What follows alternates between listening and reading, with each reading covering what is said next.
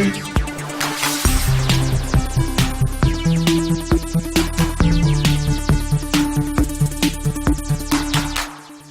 Sifters. It's been a big day in video games, and Matt and I are here to talk to you about it.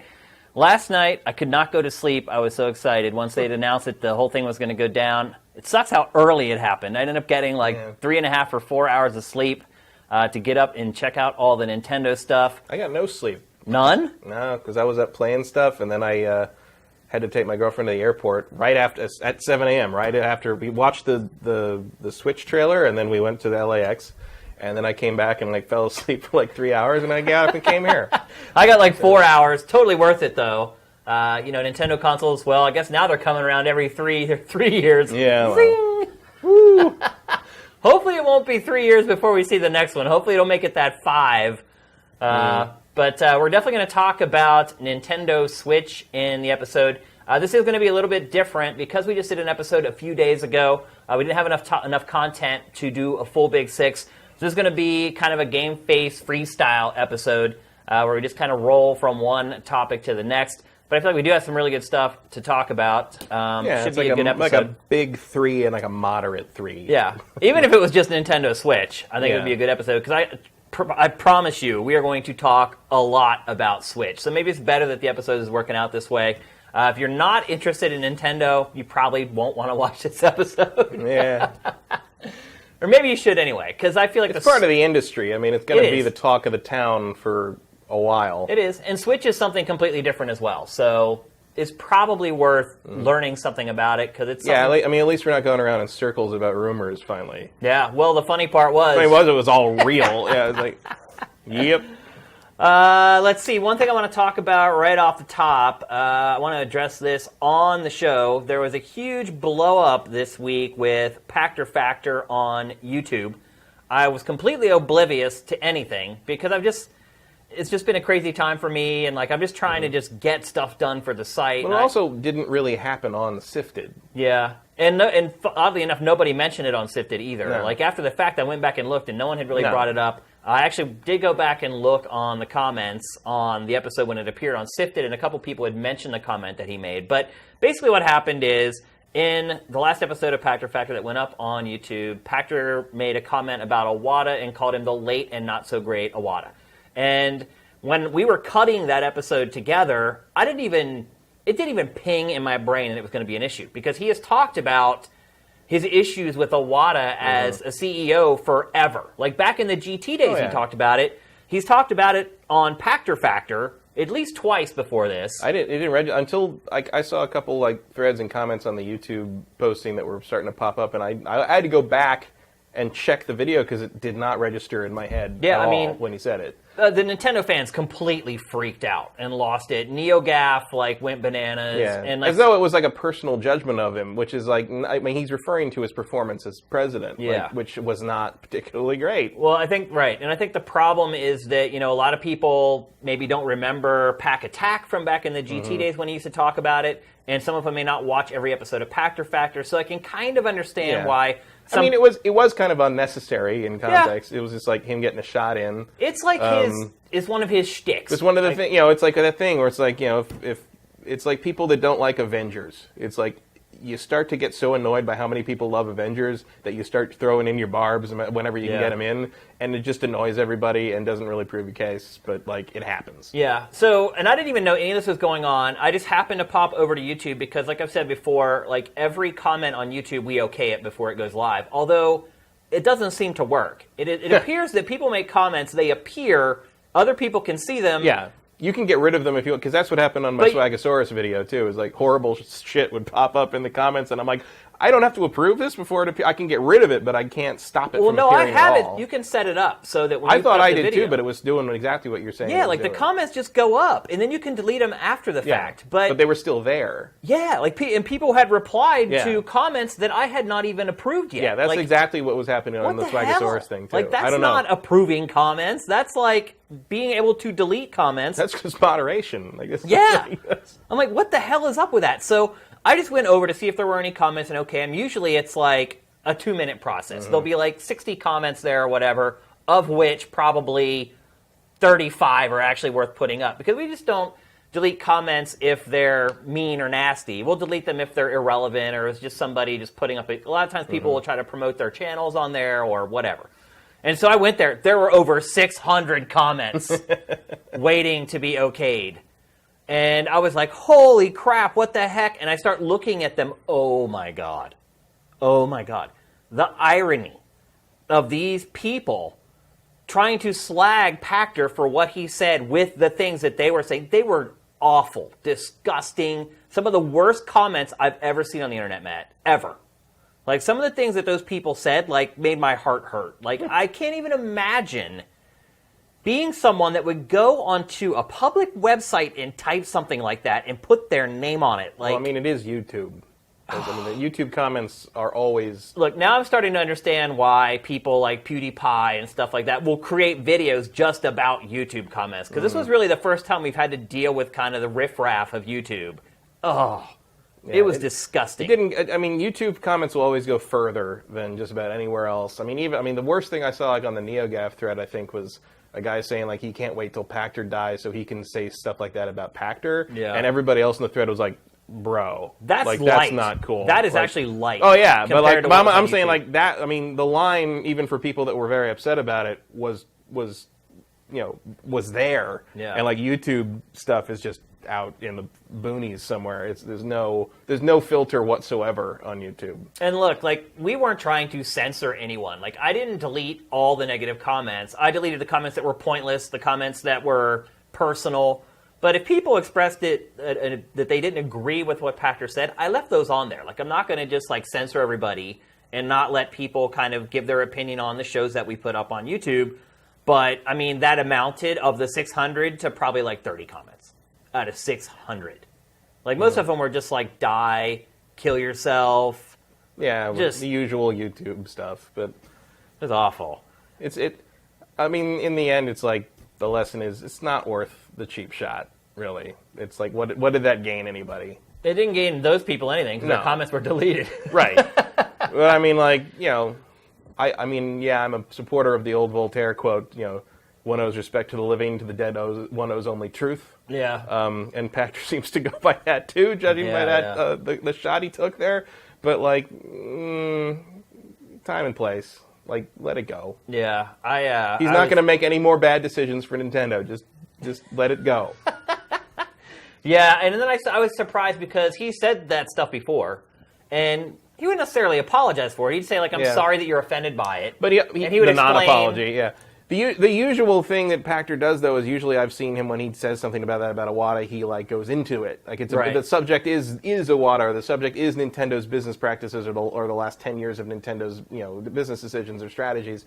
It's not like Iwata came up and I got to get a shot in on him. Like that's what this one felt like, and I think that's one of the reasons it stirred up the hornets. It could be. I think maybe he was at a place where he's like, I've explained this so many times for literally like 7 years now that maybe he assumed everybody watching the show. You can never assume that on the internet because it's just going to be the thing where it's like, look at this timestamp in this video. This guy says this mean thing, and that's all anybody watches. Yeah. And they don't even people like a lot of people just know Pachter as that guy who's always wrong. Yeah. So like even though he's not. He's not, but like that's the reputation that like the haters have of him. Yeah. They were having a field day, let me tell you. I mean, if that comment had actually registered with me when I watched it originally, I would have been like, oh boy, batting it all down. See, I noticed it. It's not that I didn't notice it at all. I noticed it, but I wasn't like, this is going to be a problem. Or I would have edited it out. Yeah. Like, he's talked about it so many times, and it's not like Pachter Factor is getting like 1 million views on YouTube, where you're getting like hundreds of thousands of new people watching it every week. Like, there's a dedicated audience for Pachter Factor on YouTube. They come and they watch it every week. He's talked about it several times on the show already. It just didn't even register. And so, yeah, another internet controversy. Yeah, it happened. It's over. It did. It's over. And maybe we should turn the page on it as well. Let's see. Anything else to house clean before we get moving? I don't think so.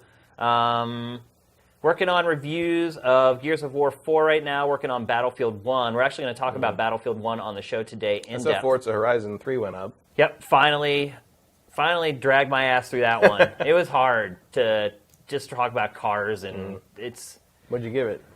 It got a good score. Well, by Sifted standards, it got a 6.9, which is one of the top 5 scores I think we've ever given on the site. So it did very well, and deservedly so. It's a really great game. Have you had a chance to play it yet? Oh yeah, I played a lot of it.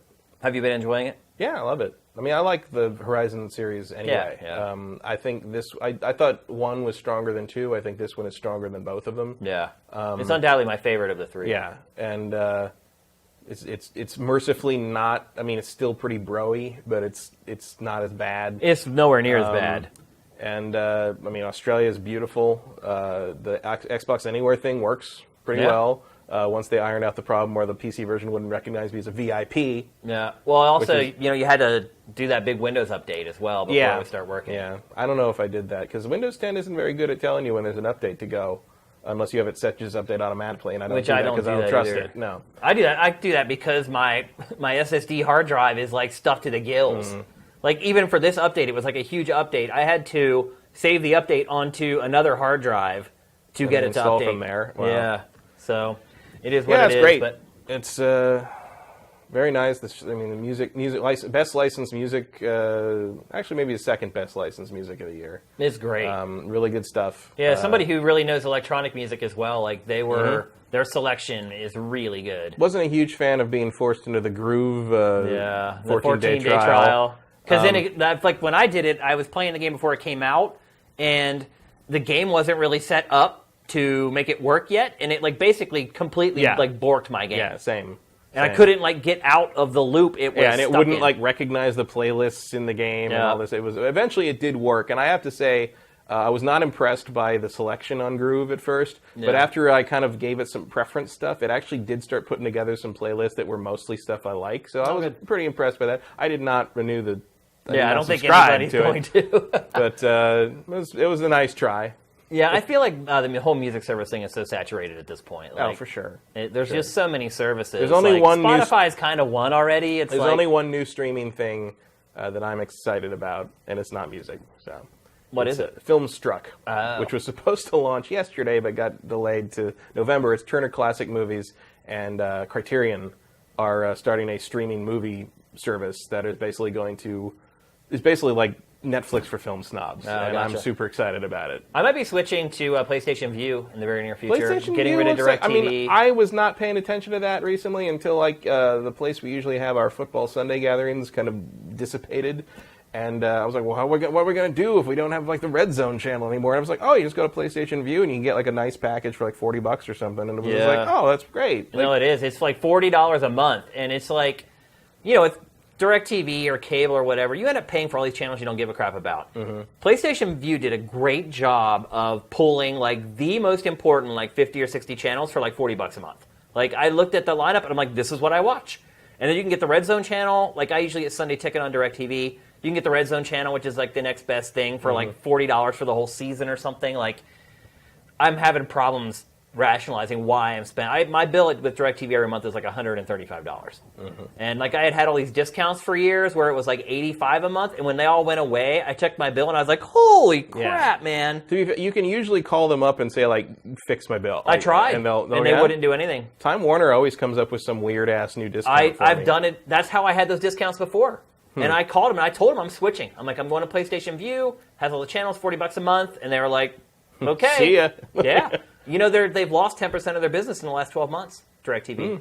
A lot of people are doing it, so I think I might be next. I'm not a fan of DirecTV. I'd be interested if any of you guys have PlayStation View, by the way, and you've been using it. If you could put in the comments like a mini review of how it works for you, I would really appreciate it.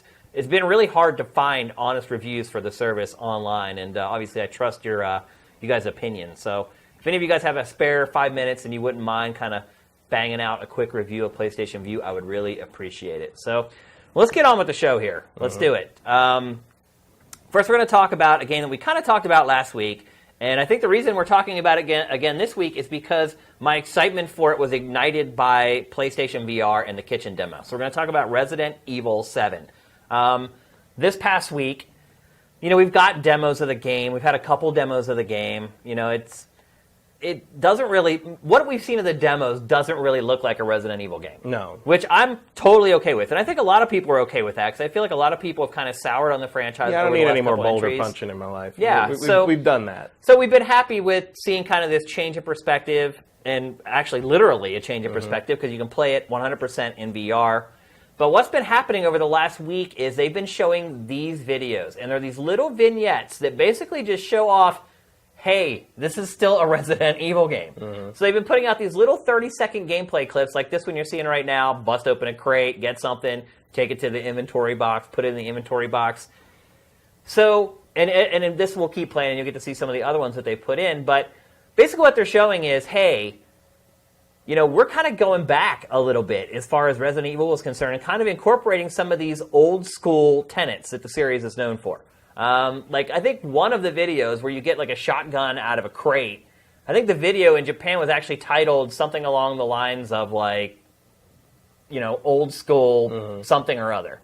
And so my question is this a good idea? Like, we've already kind of agreed that the shift in direction of the gameplay is right, and we're okay with that, and Kitchen scared the hell out of me, and if the whole game is like that, I don't even know if I'll be able to finish it.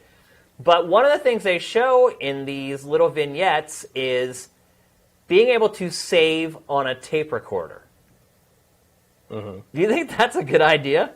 I mean, it's an update of the typewriter thing, right? So sure. I mean, just having save points, though.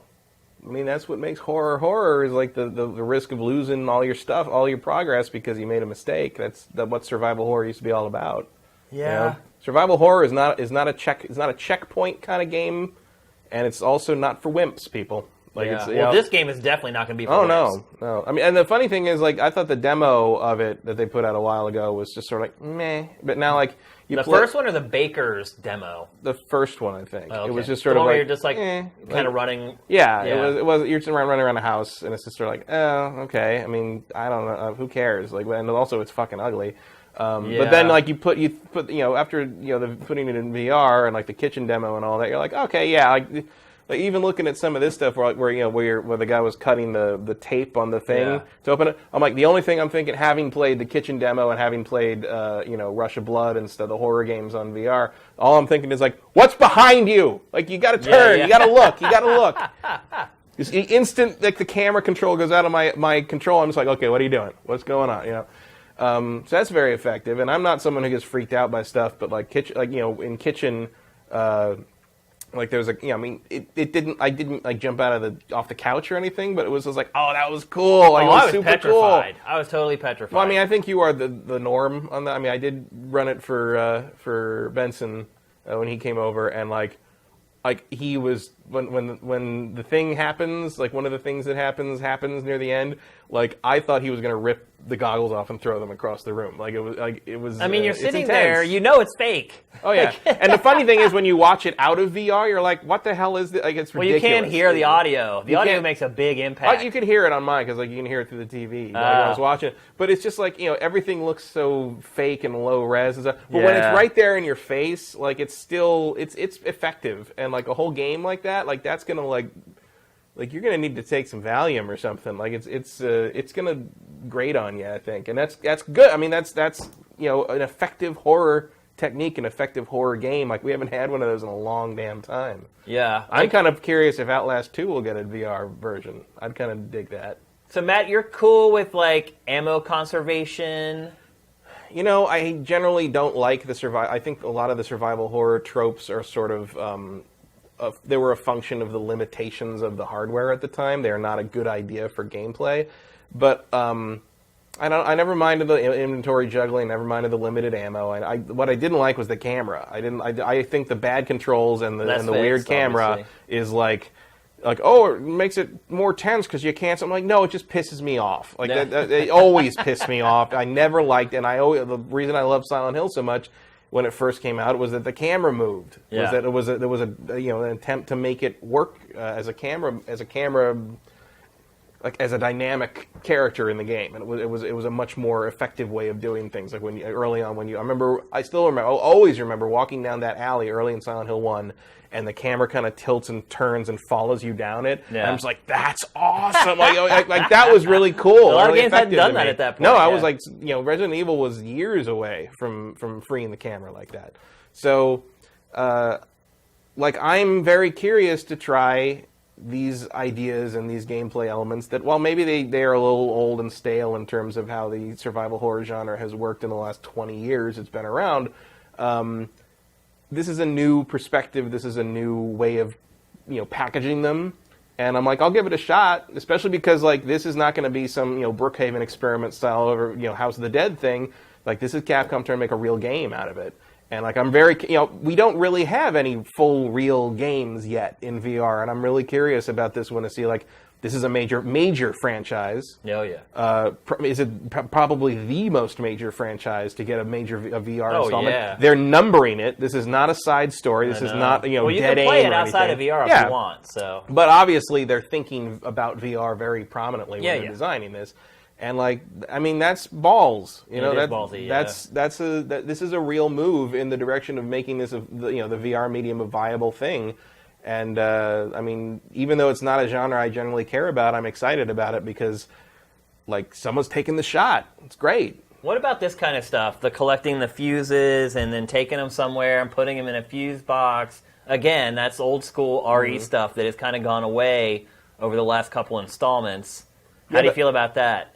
I mean, more of the adventure type of elements. I like that coming back. I mean, I missed the adventure elements when the series became more of an action game.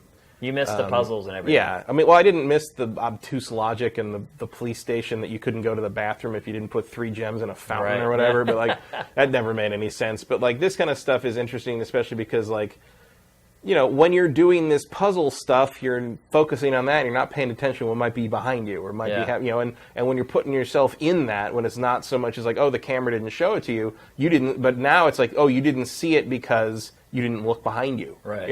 And that's cool. I think that's a cool way to use the medium. And also, if you play the kitchen demo, they know where you are, where you're looking, and they pull some cool, placement of things, tricks in just that quick 3-minute demo. Yeah. And if they have their heads in that space for this whole game, like, you're going to kill somebody with this. You're going to cause a heart attack or something. There's some good stuff in there. There really is. I'm really interested to see how people react to this game because it really does have a lot of the elements of the old school games, and people have been begging for this. I don't know if that's what people have been begging for, is what I guess I'm getting at. People have been saying, I want the series to go back to the way it was, but I don't know if they're talking about this type of stuff, or if they're just talking about make the damn thing scary again, instead of being this weird, like, sci-fi action movie. I think a little bit of both. I think there's also the fact that, in my opinion, the Umbrella Stars, Chris Saga. and Jill thing had gone about as far as it was going to go. You know? Like, if you go any further, you're just in, like, crazy, weird Metal Gear territory now. I think they're probably still going to tie stars or something into I'm sure they'll be, like, somehow. you'll find a newspaper. But Which I think will be, like, disappointing. Well, the other thing is the tape recorder makes me think this probably takes place in, like, 1988 or something. Yeah. Like, I think this is a prequel. Yeah, I mean, I think it's, like, set during, like, the 70s and 80s, like, the heyday of horror films. Yeah. When you had movies like the Texas Chainsaw Massacre which and is the clearly original a huge influence Friday here. the 13th. Oh, yeah, I mean... This is kind of Friday, or kind of like Texas Chainsaw Massacre, the game. Oh, yeah. Like the other demo, I think we have it loaded up on our There's a lot of Texas Chainsaw Massacre. There's a lot of Hills Have Eyes happening here. But like the last demo, the Baker's demo or whatever, like there's that one scene where like you're sitting around the table and the family's there like eating intestines or whatever, and you're locked there in the chair. It's a lot like the kitchen. Yeah. It's like you're stuck in that seat and you just got to sit there and watch all these people just do this insane stuff with no escape. You can't get away. Like that is what's so terrifying about the kitchen is you can't move. Yeah. You don't even have controls. You're just sitting there with the VR helmet on. Like, what I also like the the move to kind of look. Like, one of the things I don't find particularly scary about a lot of horror stuff is, like, if you're like, oh, the place is haunted. Well, I don't believe in ghosts. Yeah. So, like, I don't care. It's like, okay, so it's super fictional, so you're going to have to make me interested rather than scared because that's not scary to me. Yeah. And generally, it's not particularly interesting. But this game, instead of going the zombie weirdo route, is going the most dangerous thing in the world is another person. Yeah. And... that's great. Like, that's, and I'm sure, it's called Biohazard, so I'm sure there will be some kind of tie-in to whatever the origins of the viruses that caused the Resident Evil story to kick off will be in there. What year was the first Resident Evil set in? 95. Was it? Oh, it was right when it... So basically year it came out. They're generally in the years they come out. So you're right. This is probably like a prequel, right?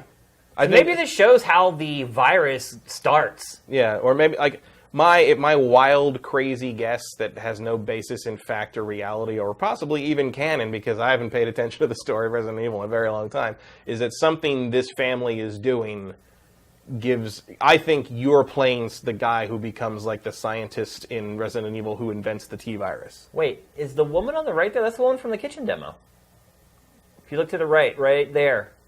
Isn't that her? Yeah, I think so. Ah. And you're in a kitchen right there as well. I wonder if the kitchen demo will be a part of the game. I feel like it's probably a pretty early part of the game, yeah. Yeah.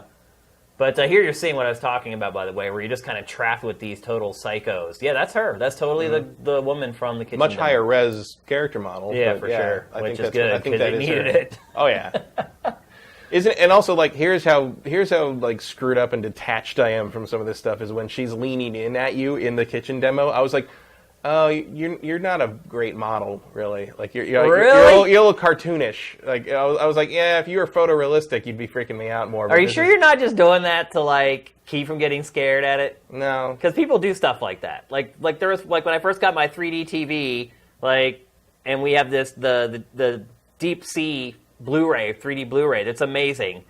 Like my wife was kind of doing that with some of the 3D stuff. She was like. Trying to kind of like blow it off. Oh no, because like when I do the underwater shit with a shark show up, I can't. I'm out. Yeah.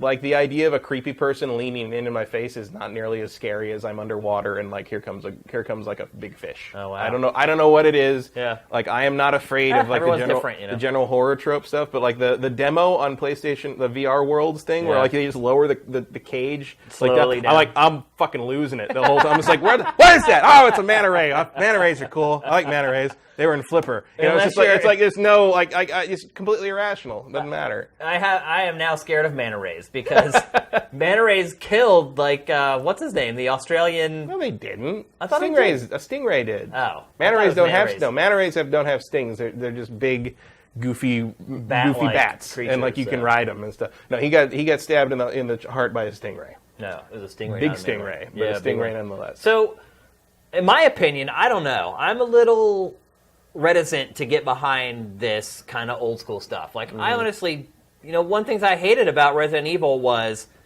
the inventory box and how you have to constantly like manage it. It was almost like Tetris, how you had to like, oh, I've got 2 slots here, so I can slide this gun down here, and I got to put my green herbs over here. Like, I hated that. I hated the typewriter saving system. I didn't mind it the first few entries, obviously, because I just love Resident Evil so much. The typewriter thing that confused me was, like, did anyone ever run out of ink ribbons? I never did. Like, it seemed like maybe in the first couple games seemed like such a needless After that, they just gave mechanic. Right. Yeah. It just seemed pointless. And so, I don't know if it's needed in this case. Ammo conservation, I think I'm okay with, because I liked that kind of, like, you hear something coming around the corner, you check your ammo, you're like, I got 3 shotgun shells. I got to make these suckers count. And it's like the attention of, like, when the enemy's coming at you and you have to land that headshot. Like, I love that about old school Resident Evils. But a lot of the other stuff, like, I feel like it went away because it needed to. And so I'm a little nervous that maybe they might try to bring a little too much of this stuff back. That's possible, but it's like, I would hope at this point they're a little smarter than to do the whole thing where, like, oh, I can't carry another key card because I have a machine gun taking up too many slots.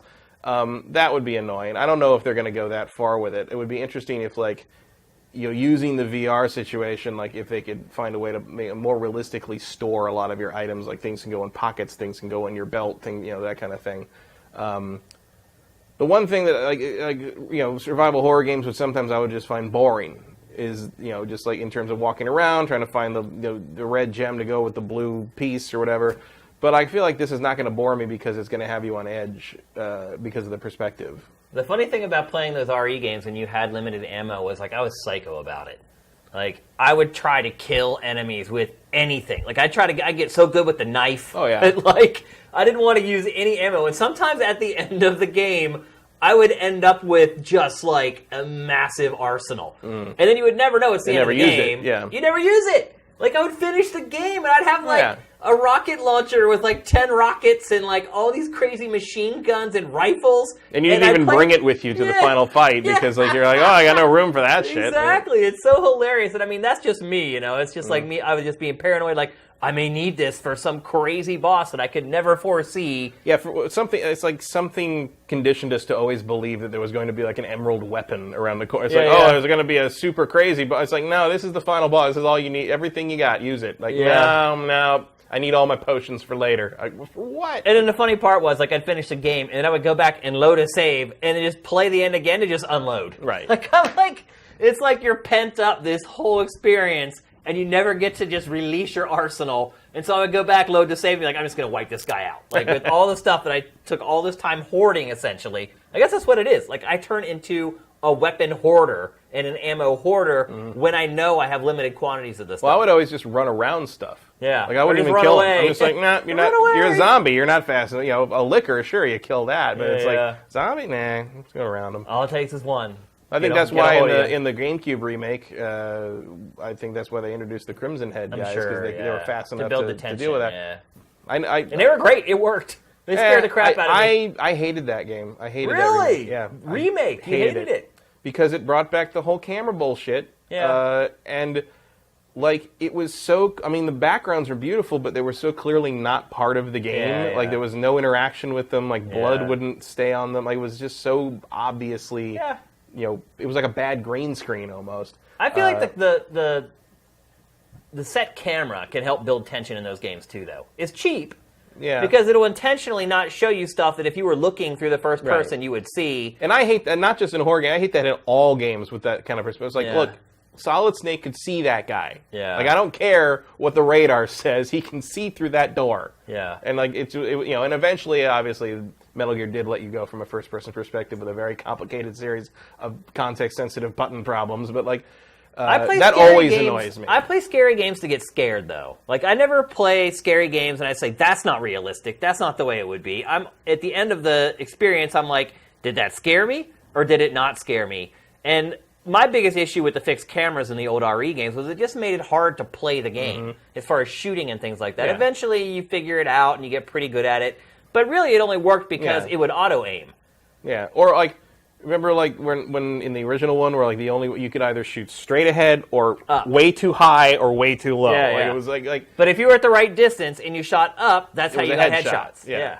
But like, I hated that. It was just so dumb. Yeah, like, that's what I'm saying. Like that was the point where the fixed cameras really kind of screwed things up for me. But as far as like building suspense, that's why and Resident dread Evil 3 was so great, or 4 was so great, was because like all of a sudden it was playable. It was like the perfect mix of both ends of the Resident Evil spectrum. Like Leon was just clunky enough to control to make it like tense but not irritating. No, you're right. Like even in the first village, whenever you like are running from like all the Ganados, it's like they can climb ladders. I remember the first time I went up a ladder, I'm like, oh, I'm good. It's like, I climb this ladder. No, and then I'd look, and they start pouring out of the windows in the top roof of the building, and then someone's climbing up the ladder. I'm like, oh, crap. But then they let you, like, kick the ladder down. Like, that game is just brilliant, man. It was great. I really love Resident Evil 4.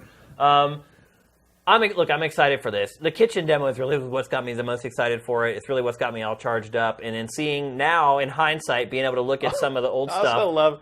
that VR has brought mannequins back in a big way. I mean, every horror game I've played in VR, regardless of platform, is using mannequins. Yeah. As like you come around the corner, shine your flashlight. Oh my God! It's a mannequin. Like it's amazing. Like, dolls and mannequins are a big deal now. You know, the last game that really did that, I think, was Condemned.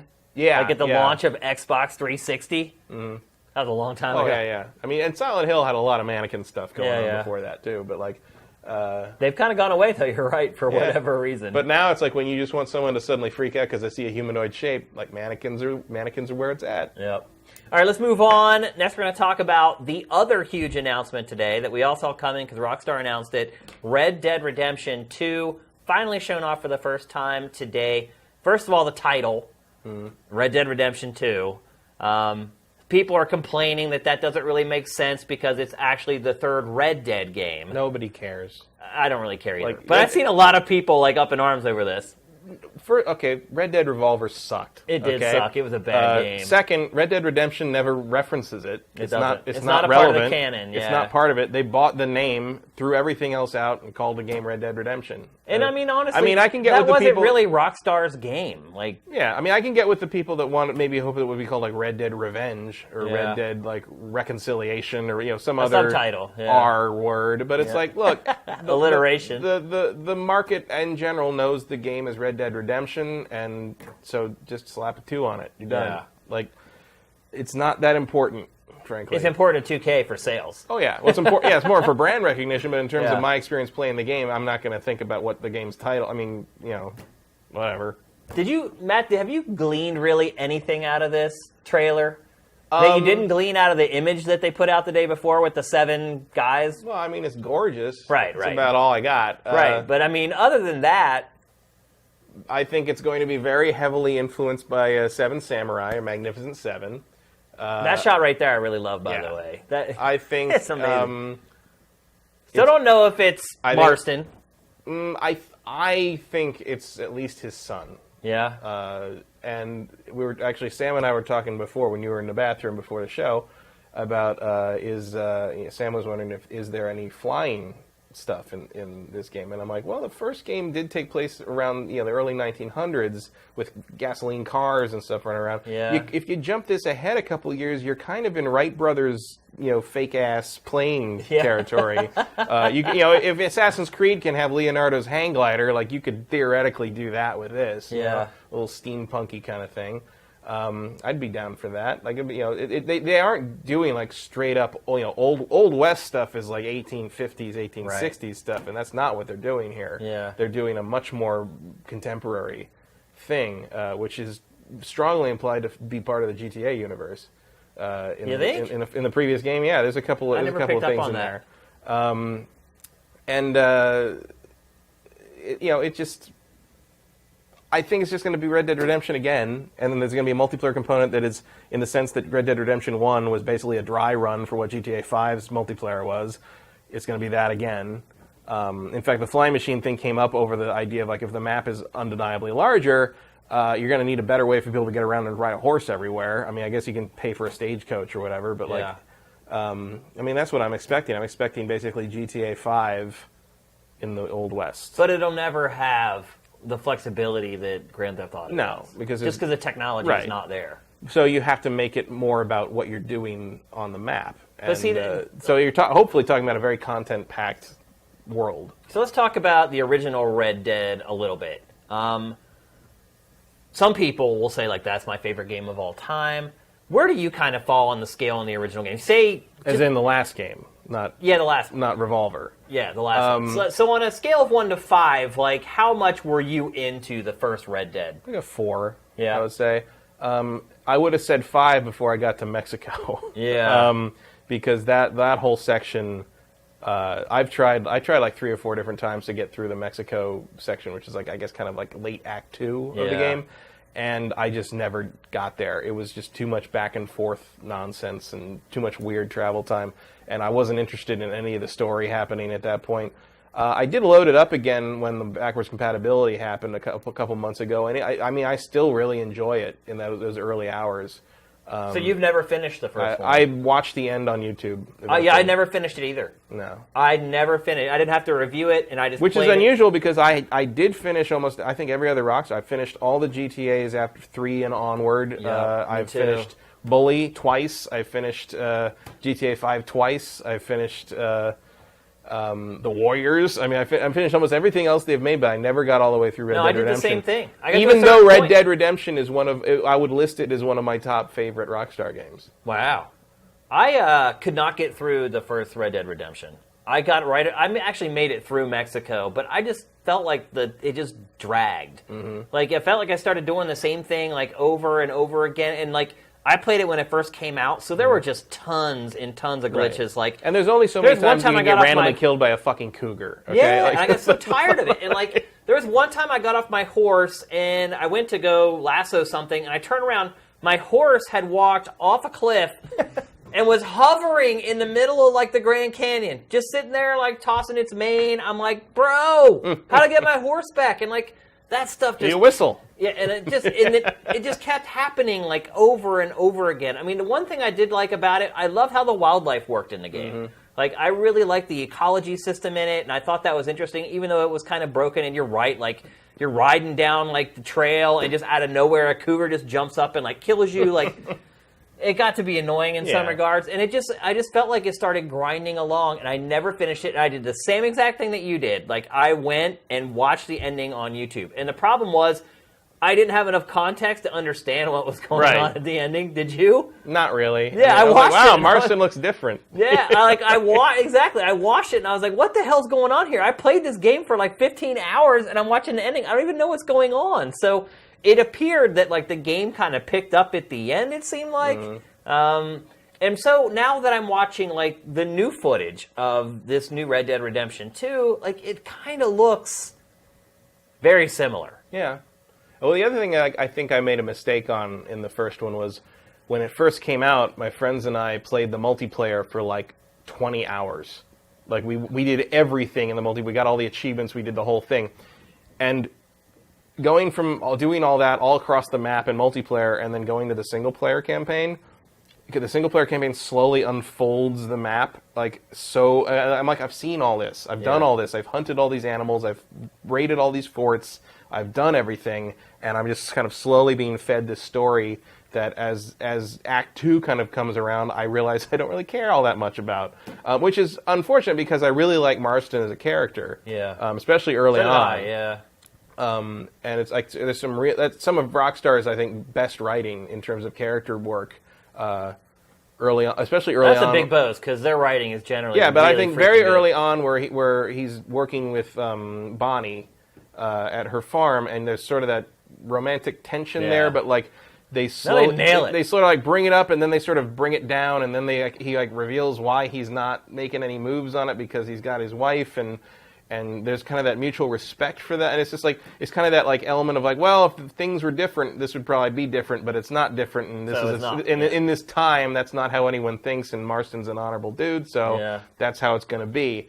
And like I was like, that's a really cool way to take that relationship, because like that takes, you know, I will not say this about Rockstar very often, but that was a very mature take. I agree on those two characters. It was really affecting. It just was classy.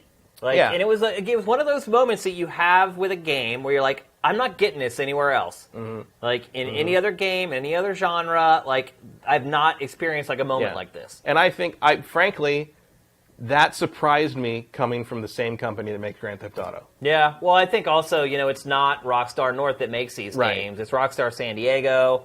Or it was. The people they fired everybody that made that game. The original one, so I don't know who's making this. They didn't label it. No, as there's Rockstar no labels or San anything. Diego. So it's just Rockstar. So I'm sure we'll eventually. I mean, find I remember out. at the DICE Awards the following year, like it won like best action adventure, best something there, and nobody from Rockstar, of course, was there, but a couple of the San Diego Rockstar guys were there, but they'd all been fired, so they didn't like. Eventually, one of them came up and was like, "Yeah, thanks, we lost our jobs as soon as we finished this, but we put our blood, sweat, and tears in it, so thanks for liking it. Bye." Like and it was just like one of those things where it's like, well, I guess that's the end of that. And I think that's one of the reasons we never got a PC port of it. Probably was because apparently the code was like a real jury-rigged, like, you know, held together with tape and wire kind of thing, because that game is pushing those systems crazy. It was also really buggy. It was super buggy, but it also was really beautiful, and it was an impressive achievement. It is still. Oh yeah, like watching this footage, right? It's still a beautiful game. He runs like a goofball, but like overall, I think it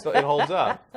And you know, so that's, I think, one reason we never saw a PC port was it was just never. And it's interesting to me that they have not announced a PC version of the new one. Yeah, I wonder if that'll change. But you know, Rockstar does what Rockstar's going to do. It does. I mean, so looking at how much I enjoyed the first one, or I played so much poker, or didn't enjoy the first one, like I'm surprised at how many people absolutely love the last one. Like, well, I think it's a combination of, you know, the Rockstar phenomenon plus like. There's nothing else like this. There they are. Cougar Simulator. That's what this game should have been called. Cougar Simulator 2017. Here we go. I think there's nothing else like it. Like no one. I get that. No but one after uses like this 10 setting. hours, I was kind of over that part of it. You know. Yeah, and then I was like, okay, let's have. Is there a good enough game here to sustain me to the end of this thing? Oh yeah, but and for me, it wasn't. Well, but enough. Even with that, like if you ask me my impressions of Red Dead Redemption, I'm going to give you positive ones because while I didn't get through the whole thing, like it was such a good first impression, and I had such a good first. I played the game for like 30 hours. And you also think about that studio. Its first real game like this. Mm-hmm. Like it had made like Midnight Club and a couple other things before it made this game. Like wow, yeah, holy cow! But also, what a step up! As someone who's grown up, in this area, down in the Southwest and all, I'm like, you can smell it. Yeah. In here, I mean, it is. This is probably the best. Emulation of this part of the country I have ever seen. Oh, it's not probably. Yeah. It is. Like, I don't think there's any other game that's even close. No. Like, it's... And Rockstar nails it just like on GTA 5 on the next-gen systems. When that sunset hits, on Santa Monica Boulevard near the beach, like... You're there. You might as well be there. Yeah. Like, you have had the... If you had to wait in traffic for an hour to see it, you would have had the perfect LA experience. That's what it's like to live here. Yeah. So let's go back to the game that's just announced today, Red Dead Redemption 2. What strikes you the most out of in the trailer that we just saw? It's gorgeous. Yeah. That's the first thing. The graphics. You expect it from Rockstar and from this series specifically because it was gorgeous the first one was gorgeous in its time too. But wow, it is amazing. Like you're looking at like this is the PS Pro working hard on this, I would guess. What do you think this versus Uncharted 4? I would need to see more of how the gameplay works because they're not really seeing, because one thing about Uncharted is like the environment is super detailed and it's all kind of in the service of that shot right there is like photorealistic. That's amazing. I mean, that too. Look at the smoke all the bison. From the train. Yeah. It's great. I mean, it's up there. Look, that's a great one too. Just the lighting, the animation, the flat lighting of the overcast day, and the depth of field as you go back down the road. Like that's amazing, and Rockstar nails feel. Like they nail atmosphere in their graphics, and it's one of the greatest things about their games. It's definitely one of the best looking console games I've ever seen. Well, when I first saw it, I'm like, is this PC? Like, are they doing it? And of course, there's no PC version, so I guess it must be PS4. Yeah. And I think you're right. That's probably it running on PlayStation 4 Pro. Yeah. Or actually it's running on a dev kit. So it actually is but running I would on a guess, PC. Right. But I would guess that what you're looking at there is what you're going to see when you've got PlayStation 4 Pro and the HDR and all that on. Yeah. And, I mean, look at the lighting coming through the trees and the bloom. I mean, it's just... Yeah. I mean, if that's real time right there... Look at that. That's crazy. It really is, dude. Just like looking at the light coming off the river from like a mile away. Like it's just, look at the smoke from that train. Look at that. It's really, really impressive. Like just all the cattle right there and how they're all animated differently. Like I mean, we still don't know anything, really. No. But like, it's beautiful. It is beautiful. All right, so based upon this, and here's the thing. This trailer, if you look at the TRT on YouTube or whatever, it looks like it's a minute plus. It's actually 50 seconds of actual footage. Because when we get footage ready for the show, like we cut the head and tail off of it, and we only have the meat of what's there, it's 50 seconds. What's your hype level on a scale 1 to 5 based upon this trailer? I think in terms of what's coming out in 2017, it's a 5. 5? Yeah. Wow. Like and again, I don't know if I'm going to finish it. Yeah. But like, I want to see that, and because I come from the West Coast, like that area, this area of the country, like, makes give me good feels like when I see it same. I mean, I'm buying Watch Dogs 2 just to see my city. Right. I didn't even like Watch Dogs 1 very much. Yeah. Like I'm there with you actually. I didn't think it was all. But like I just want to see that world and I want to see that stuff happen on my screen. I didn't beautiful. Like Watch Dogs so much that I am giving Watch Dogs 2 to someone else to review. I'll put it to you that way. Probably smart. Yeah, I think I would probably do the same because like. God, sorry, guys. If you wanted my opinion on that game, you're gonna have to get it on the show. Someone else is gonna do the game. There's a lot of room for improvement on Watch Dogs. I mean, the original Watch Dogs to me was like, is this the baseline engine that you just build all the other Ubisoft games on? Right. Because it was like you could have just called that game generic Ubisoft open world title. Yeah. Like there was no anything. I hope they nailed it. They've come up with the new protagonist is less of a monster than Aiden Pierce was. Right. I'm not worried about that kind of stuff with Red Dead Redemption because, like, I know they're going to give us an interesting story. That one guy on the far left in the image they tweeted looks a lot like Marston. It does, or some Marston. Yeah. And I wonder if this is going to, since they pioneered the idea of switching characters back and forth a lot in GTA 5, are we going to have like a 7-man switcheroo I think that's exactly here? what's happening. Yeah, it's like your posse. Yeah. Or is it'll be interesting if they. Well, the other question is, okay, it's called Red Dead Redemption 2, but that looks like a big posse. One of the guys looks like Marston. Is this a prequel? Is it the story of the gang he was in and how it all went wrong, which is the premise where he comes back to. Was it Bill Williams or something like that? I don't remember what his name was. He goes to the fort to talk to Bill, and he gets shot, and that's how it all kicks off. Right. Because he used to be in that gang with them, and now he takes redemption. Right. He's seeking redemption. So is this the story of when he was younger and they were part of that gang and how everything went wrong? I wonder if they would name it 2, though, if it was a prequel. Well, Godfather Part 2 is a prequel. Yeah, that's a good point. So, but I think I would be surprised, though, if it were. I would be surprised if it were, but it sure looks. I think it's a great idea. Sure looks like I think that would be a great premise for the game. Also, let's not forget, Rockstar games are very long, and just because it covers that doesn't mean that's all it's about. It is. You're right. So my hype level is actually a 4, which is still amazing. It's still great, but when I do stuff like this, I look at evidence, and the evidence I have is that I played the first game. And I enjoyed the hell out of the first 10 or 15 hours, and after that, it kind of waned for me. So until they prove me wrong and prove to me that they can create an experience in this same setting with this, because basically you have the same set of tools here. You got horses, you have lever action rifles, you have buggies, you may have vehicles. Probably not going to have planes or anything like that. It's a very limited tool set to work with when you start comparing it to other open world games. And, a lot of other open world games, like Skyrim or whatever, sure, they don't have guns, but they have magic. Mm-hmm. And that kind of stands in place it kind of makes up for, when you have supernatural elements in a game, it can make up for a lot. This is kind of grounded in realism. Well, the thing that would help, I think, would be if they kind of take the Skyrim idea of having places to see in the world that tell their own little stories. Yeah. And they did have sort of that in the original where you had the Strangers and Freaks thing. Yeah. That became a staple in GTA 5 as well. Where if you can make the world an interesting place where things constantly occur, and if you are going to do the switching thing between all these different characters, if you can have each character have a very rich kind of storytelling experience in all these different places in the world where only they will experience those things, it kind of lets you septuple the game area. Yeah. All you need to do is come up with different weird people for them to interact with. That could be a very interesting thing. Well, what if there's even parts of the game where all 7 of them are sent off in different directions? Oh, yeah. And you're controlling all 7 of your posse members in different places, and then maybe they crisscross and come back together. Mm-hmm. It's Rockstar. I would not be surprised if there's not some crazy kind of twist like that, where there's some unique gameplay paradigm. But all I'm basing my opinion of this on right now is 50 seconds of footage that we saw, and the last game that a couple of tweets. Right, and the last game that I actually played, so for a long time. So I'm excited for it, but I wouldn't put it at the upper echelon of games for next year right now for me. There's 5 or 6 games, because next year's pretty freaking awesome, provided they don't all get delayed. It's up there. I think it's up there for me. I'd have to look at the list of stuff coming out. And who knows if it even comes out. I'll tell you one thing. I am not drafting no drafts for Red Dead Redemption 2 next year. I'm not getting anywhere near that game. It's getting scratched off my draft list right now. Because that's the other thing.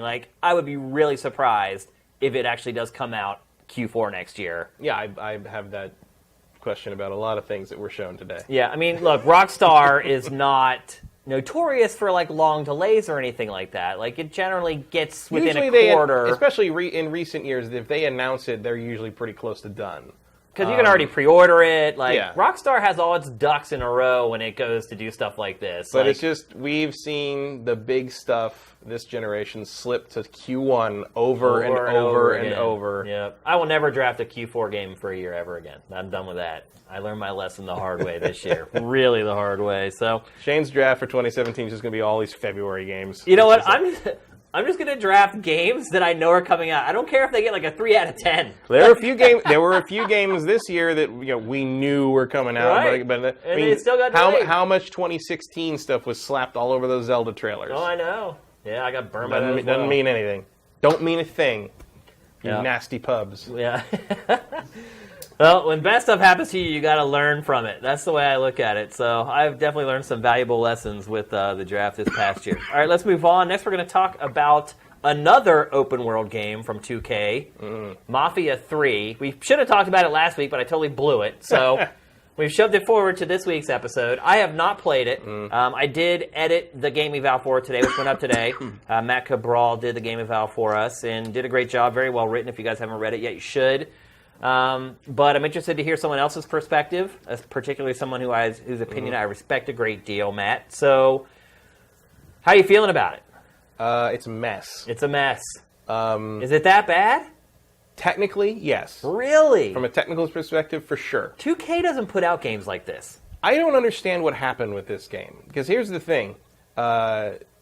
I really like the main character. I like the story. I like the setting. Matt gave the story a 9 out of 10. Story's really good. The story might be the most mature handling of race and racism I've ever seen in a video game. Well, I mean, first of all, that subject matter that has kind of been taboo in video games. Like, I can't even remember, really, any games that have dealt with racism. Not like head on. I mean, like even at all. Like maybe a couple some comments from NPCs. There's some stuff in Sleeping Dogs. About some anti-Asian racism. There is what was it? GTA has dealt with it a little bit here and there. Yeah. Although they never really have a kind of tongue in cheek. Yeah, they never really have a viewpoint on it. It's always just sort of that's Rockstar. This sure is a thing that occurs. You make your own decision. Isn't it funny? It's like no, not really. It's really not. And neither is a lot of the stuff we're seeing right now. Actually, and here's the other thing is this was directed, as I believe, at least from what I read, it was directed by Hayden Blackman.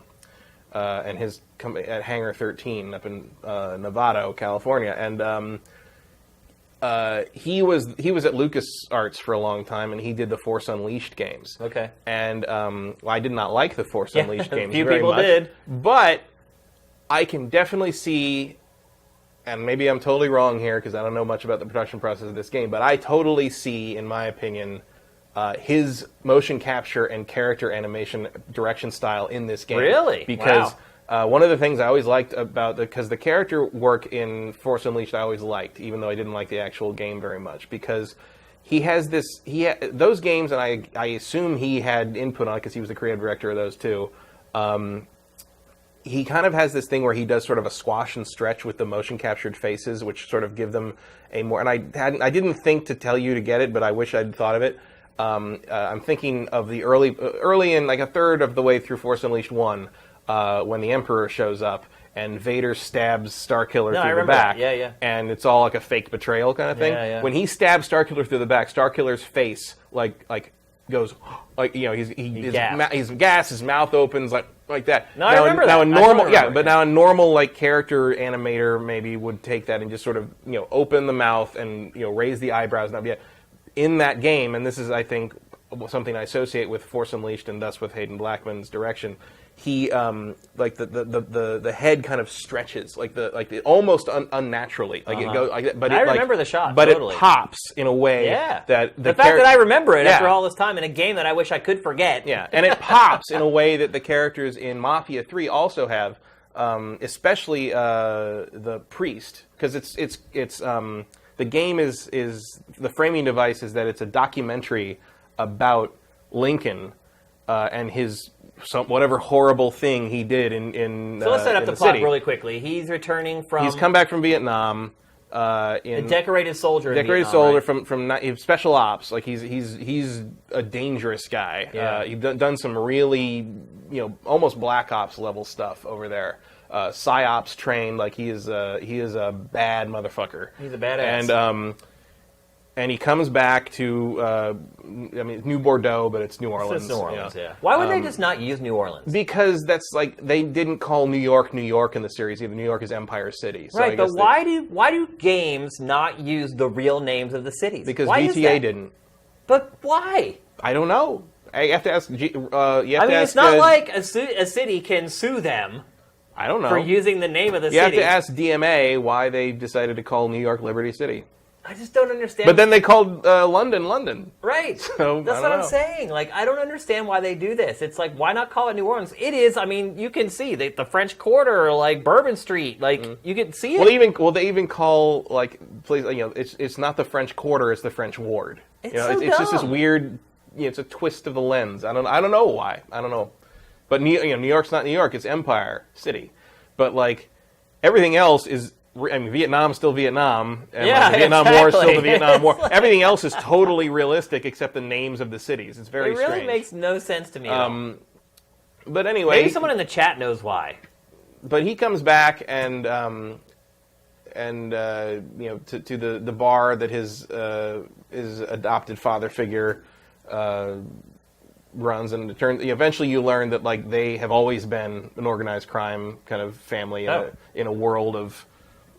like he went to Vietnam because he was drafted or whatever. Or maybe he signed up. I don't remember which it was. But basically, he comes back and they're like, "All right, let's get back into the life." And like he's planning. That to sounds leave. like every Grand Theft Auto game ever. Right. Well, he's planning to leave. In every GTA. He's planning to leave. Like he comes back to see everyone.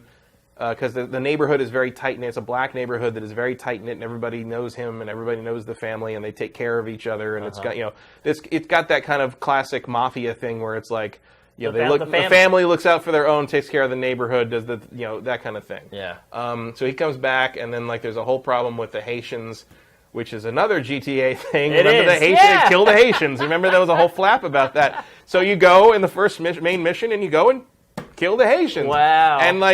And you come back, and of course there's retaliation. Everybody you love is killed, and he doesn't get killed. He doesn't die because you can't kill hate. Right. And and he wakes up like months later and decides he's going to take over New Orleans. What do you mean by wake up? Was he in a coma? He gets shot. He gets shot, but the bullet doesn't penetrate his skull because, little known fact, if you hold a gun right to someone's head and pull the trigger, if their head is hard enough, it'll just go. It can deflect. Yeah.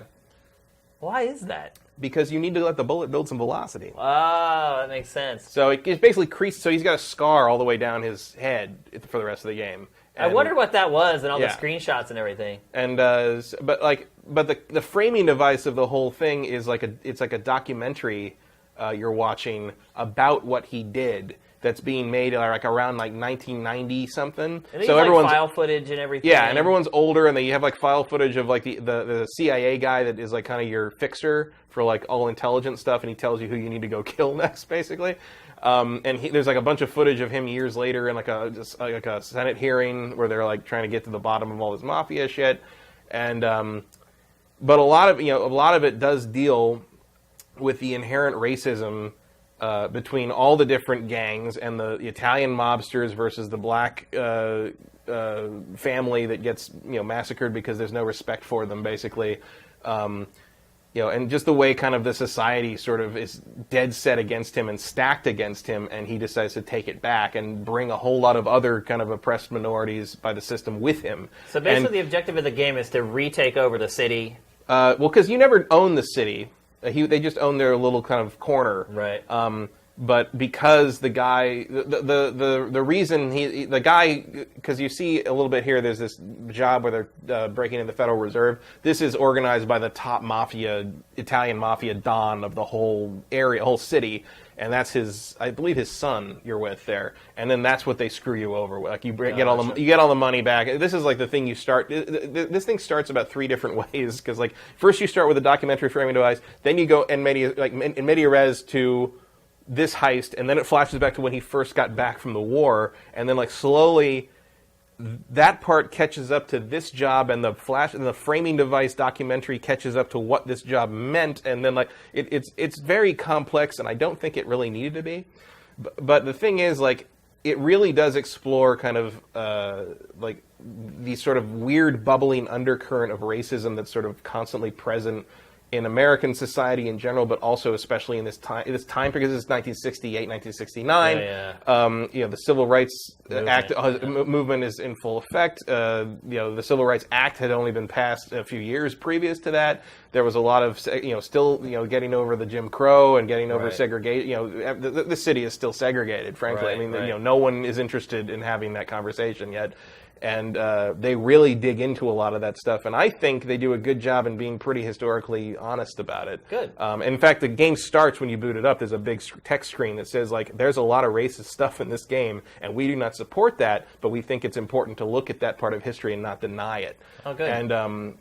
And I think they did a good job with it. Or at least it was very interesting. So where does it start to fly off the rails? Well, the story, I don't think ever does. It starts to fly off... I mean just the game. The game started to fly off the rails when I booted it up. Because, look, I mean, look at this game. So this is... You know what this footage is from? Is this the PS4? It is, yeah. Okay. So look at this game. It's a game, right? Yeah, I believe it's a video game. This game does not run at 60 frames per second on my PC. On your PC? I mean, it does not support SLI, so it's running on one Titan X. But, okay, I put this thing up to 2K... max everything out, it runs at 40 frames a second. Jeez. It looks like a first wave PlayStation 4 game, basically, right? And there's maybe that's why 2K isn't putting out a PC version of Red Dead 2. Well, here's the thing. I think this is a different situation, I think. And they put up at first, when it first launched, it was locked to 30 frames a second. There was no way to fix it. Yeah. So they put a patch out that unlocked the frame rate, but then I loaded it up and the frame rate only went to 40. And I'm like, what the hell is going on? So what happened here is I had to turn down reflections to medium and volumetric environment effects to medium to get it to run at a solid 60 frames a second, which is ridiculous. That is ridiculous. Because on the same card, single card, I can run Rise of the Tomb Raider on Ultra, and Rise of the Tomb Raider was better than this. Oh yeah, folks. Way better. But I think you're just being a graphics whore. Let's talk about like the actual. But what I'm talking about, this is like kind of what I'm talking about, where like the technical things on this game like don't even seem to function on the barest level. On a basic level. And you know what's funny? I just saw in the footage there. Did you capture this? You didn't capture this. Yeah. So like you knocked that guy out, and then he picked him up and carried him to the furnace. I did the exact same thing. Thinking you could throw him in I'm like, there. can I burn him? Can I throw him in the furnace? Whoever captured this footage is just as sick as I am, apparently. I like that. I think most people would do that, though. It's like it's stupid that they didn't let you do that in the game. But maybe that's sort of an example of something you would get from a Rockstar game you've been trained to expect from a Rockstar game that you're not getting. Because, look, this studio doesn't have a big, like, an impressive pedigree. Like, no. Well, they don't have any pedigree. Right. It's like, this is a... And I think... what studio goes from 0 to 100? Well, I have a theory that I have no evidence for that I'll get to on that. But, so the problem comes, like, this is early stuff. Like, once the story gets going, and, everything, all the main stuff is out of the way, and now you're on your warpath to take over the city. You know how in like a lot of the open world games you'll have like these weird side activities. So you can go through the story, or you can do these, go get the marijuana and run it across town to like this location, or go infiltrate these hideouts, and each hideout will give you more money as your regular income thing. So there's always that kind of side mission stuff in these open world crime games. Yep. Those aren't optional in this. They aren't. That's the meat of the game. Like, you are literally going through all these, like, identical, raid the hideout, steal the car, blow up this thing. Like that's all it is. There aren't any, like, real legitimate missions? Every once in a while there is. But early on, there's all these tons of, like, legitimate designed missions. And then after that, I've spent 20 hours playing just this side shit that's actually not optional because you have to unlock the next tier of guys you've got to assassinate, right? Because there's like a tiered system, sort of like the Nemesis system in Shadow of Mordor, except like there's no freedom to do anything. It's just like it just shows you kind of like a tree, and like up at the top is the guy you want to kill ultimately, and down here you got to get through. So you got to like recruit these guys to be sort of your capos kind of thing, and then like you go through that, and it's just this constant grind of doing the same thing over and over and over. And and you're running around doing all these. There's all these collectibles you can get, and some Playboy magazines with real centerfolds in them. Yeah, and real articles. Like there's like if anything in the issue in question, that's great. If anything in the issue in question is related to segregation, Southern race problems, if there's a centerfold who is from New Orleans or Georgia or the Deep South, if there's an interview with like a prominent politician or like business person who's from that area, it's there. Are and, they like, the real They articles? are real articles. Yes, really? They're real They're real. Wow. And like real interviews with real people, or if they aren't, they're the best looking fakes I've ever seen because they're down to the font. It looks right. Wow. And it's really interesting. Like there's I don't want to pull the whole I read it for the articles thing, but it's like like some of the there was an interview with this super ultra right wing conservative billionaire from New Orleans from like this issue in like 1964, and it's fascinating. Yeah. Like I'd never heard of this guy before. Well, but the centerfolds are fascinating and the other thing is, because the girls they literally describe him as ultra right wing, ultra conservative right wing billionaire, and his opinions would be like super mild today. It's like the Tea Party would call him like a rhino, like a turncoat. Yeah, basically, yeah. Like he's way too nice about a lot of that. It's fascinating. It's really interesting. And then there's like the Vargas pinup stuff. Yeah. And there's Hot Rod Magazine, which also has some articles in it. It was a big deal back in the day. And, I mean, that stuff's cool. Here's the thing. The vintage stuff, the stuff that sets the tone, sets the time period. By the way, when I said that, like, the game that I thought was, like, the number 2 licensed soundtrack of the Forza Horizon 3, this is number 1. Oh, gotcha. Like the soundtrack, our the licensed guy who did the soundtrack is eval amazing. Loved everything about the audio in this game. Yeah, I mean it's the voice acting's incredible. I wish, too. and I know it would be anachronistic, but I wish he had I wish Lincoln had like a portable radio or something on it, so I could listen to stuff while I'm running around doing these terrible side missions. Yeah. Because I hate getting out of the car because I can't listen to the music anymore. Right. So that's great. Look, like the presentation in terms of like setting the scene is great. The presentation in terms of the design of the cities are great. Like the city is great. Like the bayou is amazing.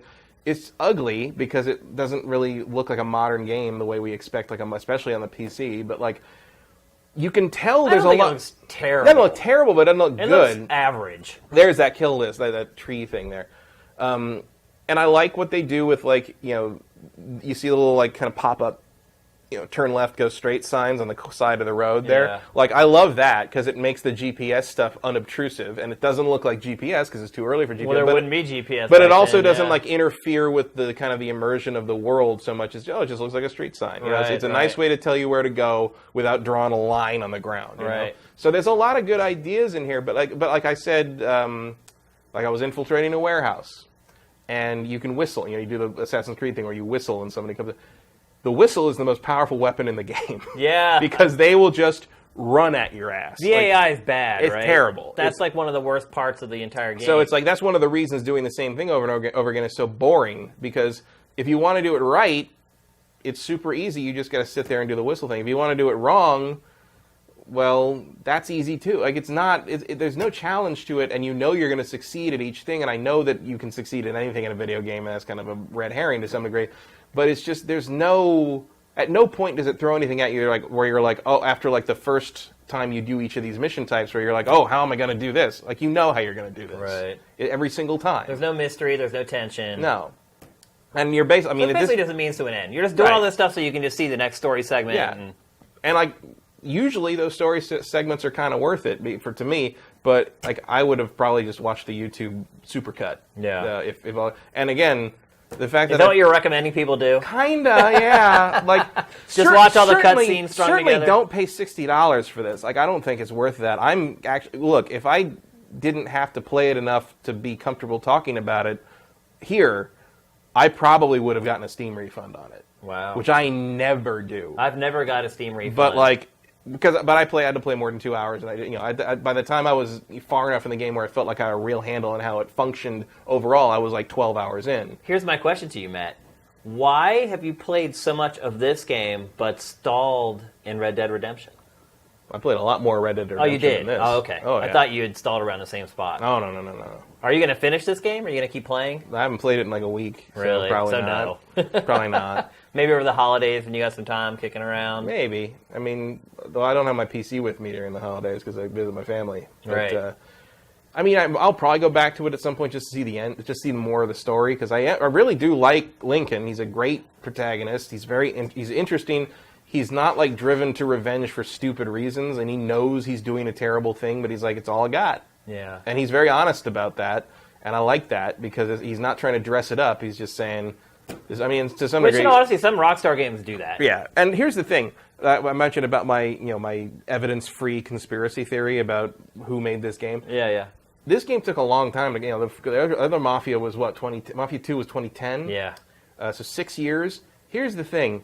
They haven't been working on it 6 years, though. I think they might have brought this dev in to save what was already partly done. Oh, God. Because that could be. all the side missions, here's the problem with the previous Mafias was they had this big open world and they never did anything with it. There was never any side mission stuff. Yeah, it was nothing. I mean, calling it an open world game is stretch. Right. I mean, it was technically an open world you had to drive through to get to the next waypoint, but you never wandered it. You never, there was never, you were always waiting for that point where like, okay, go play, and it never came because there was nothing to do. And the way the open world side mission stuff, which is mostly required unless you want to run out of money, some stuff you don't have to do everything, but like you're going to want to do everything just so you can afford stuff. The point at which you start doing those, everything else in the game, like anytime there's a conversation or anytime there's like some kind of moment with new characters, there's a very well directed, very well done cutscene, cinematic. When you talk to people that are kind of your contacts for these side mission things, because you'll go to an area and you say, I gotta take out this guy. You got to talk to this guy about it. Okay, he'll tell you like, okay, this guy and this guy know stuff about his operation, so you got to take down their racket. So go talk to these two guys, and they'll tell you about the rackets you need to take down. So you go to each of these guys. When you go to each of these guys, instead of like a normal cutscene from the game, it's your character model and his character model standing staring at each other in a room just with audio playing. Oh, really? Like, it's like, okay, so wow. It feels real tacked on, yeah. Is what I'm saying. And so I'm kind of wondering if this was sort of like okay, like this is sort of partly done, but we want to change direction, and maybe these guys can sort of save it, and like, it feels like they brought in the relief pitcher on this, and I have no evidence for that. I have no reason to claim that. It's just when I was playing it, I felt like I was looking at two different people's work. Interesting. You know what I mean? Like, yeah, no, I get it. I totally get it. But like, some of that doesn't jive with what I'm thinking, because it's like, well, if Hangar 13 came in to save it, how come so much of the storytelling and all the stuff that feels like it would have taken longer to do feels so much like what Hayden Blackman has done in the past? And also, he's a great writer, and I think a lot of the writing in this has his fingerprints on it in some places, just in terms of he could always have come in and punched up the script. True. I mean, I don't know the details. I don't have any proof of anything. But like, when I was playing this, I felt like I was playing kind of two different games sometimes. Now, an important thing for a lot of people with these types of games is, what is it like to just go out and mess around and try to have fun in the open world? That's one thing that Grand Theft Auto is amazing at. Some people, that's why they can just buy Grand Theft Auto and just play it forever. And so for a lot of people with open world games, that's one of the most important elements of it. Can you just drive around and be crazy and have fun in this? Yeah. I mean, there's not as much freedom to do that in this as there would be in like a GTA. I mean, is there like a cop system where if there you is a cop system, havoc, they'll chase you? Oh yeah. They bring in helicopters? No, there's no flying anything. There's no motorcycles. It's just big boats of cars. In fact, one of the big issues I had early on was like, the cars handle like garbage for the most, because that's accurate. Well, there's two settings, right? There's like the realistic setting, or whatever, the simulation setting, or whatever. Like, I don't even know what they're doing there. I mean, people complain about the driving in Grand Theft Auto, but I like it. Yeah, I think it works. This is not like that. I mean, I was skidding out all over the place and doing. I mean, look, I've driven cars like this. I've driven my dad's '73 Impala, which with no power steering and all that, and it still handled better than the stuff in the simulated version of it. But I would, at certain points, there are like either guys you have to follow who are going to make a drop, or hitmen that come after you if you've gotten a certain distance, some of the racket breakup stuff. Yeah. And those guys always have like these basically like classic Ferraris, and they are the best cars in the game that I could find so far. And so I would kill them and take their car, and I would jealously guard that car, because there's nowhere to save cars. There's nowhere, you can't put them in garages, you can't make something your car, you can't. So like, if you hit a point where you're driving this car that I love, I'm driving this Ferrari and I love it. It's a red color, it's beautiful, it handles well, it can outrun the cops like with no problem whatsoever. It can make turns at 80 miles an hour. It's great. If I have to do a mission where I have to like get in a truck and deliver a shipment somewhere, that car's gone. I will never see that car again. I can't go back to find where I parked it. It will not pop up at my hideout next time. It will not pop up. And the other thing is like... A lot of times you have to play games like this to truly appreciate Grand Theft Auto. Yeah. Because you start to take for granted all the things that you can do in the GTA games. And you start to assume, like, that's just the way the genre is. But then you play, like, no, it matters. a B or C level game, and you start to realize all the corners that are Here's another example of, like, the weird little things this game does that are, like you think maybe they're bugs, but they're not. It's just, like, a weird... I guess they thought it was a feature. Design choice. So there's a place where you, like, your first, like, big, like, you know... lieutenant, basically. She's like a voodoo priestess or something. She's got like one of those weird magic shops and stuff. But you have to go see her a lot early on when you're first taking over the turf. And first time I went, I parked the car outside of her house, and I went upstairs to the house and talked to her, had the cutscene, come downstairs, the car's gone. I'm like, where the hell did the car go? And I can't figure out where the car went. And finally I go around. So the house is like here, and then there's like a driveway kind of area with a garage on the far other side of the house. I walk around there, it's there. Like the game moved the car and turned, and the game will constantly do that. So I'm like, I thought I lost the car, and I'm like, why did you move?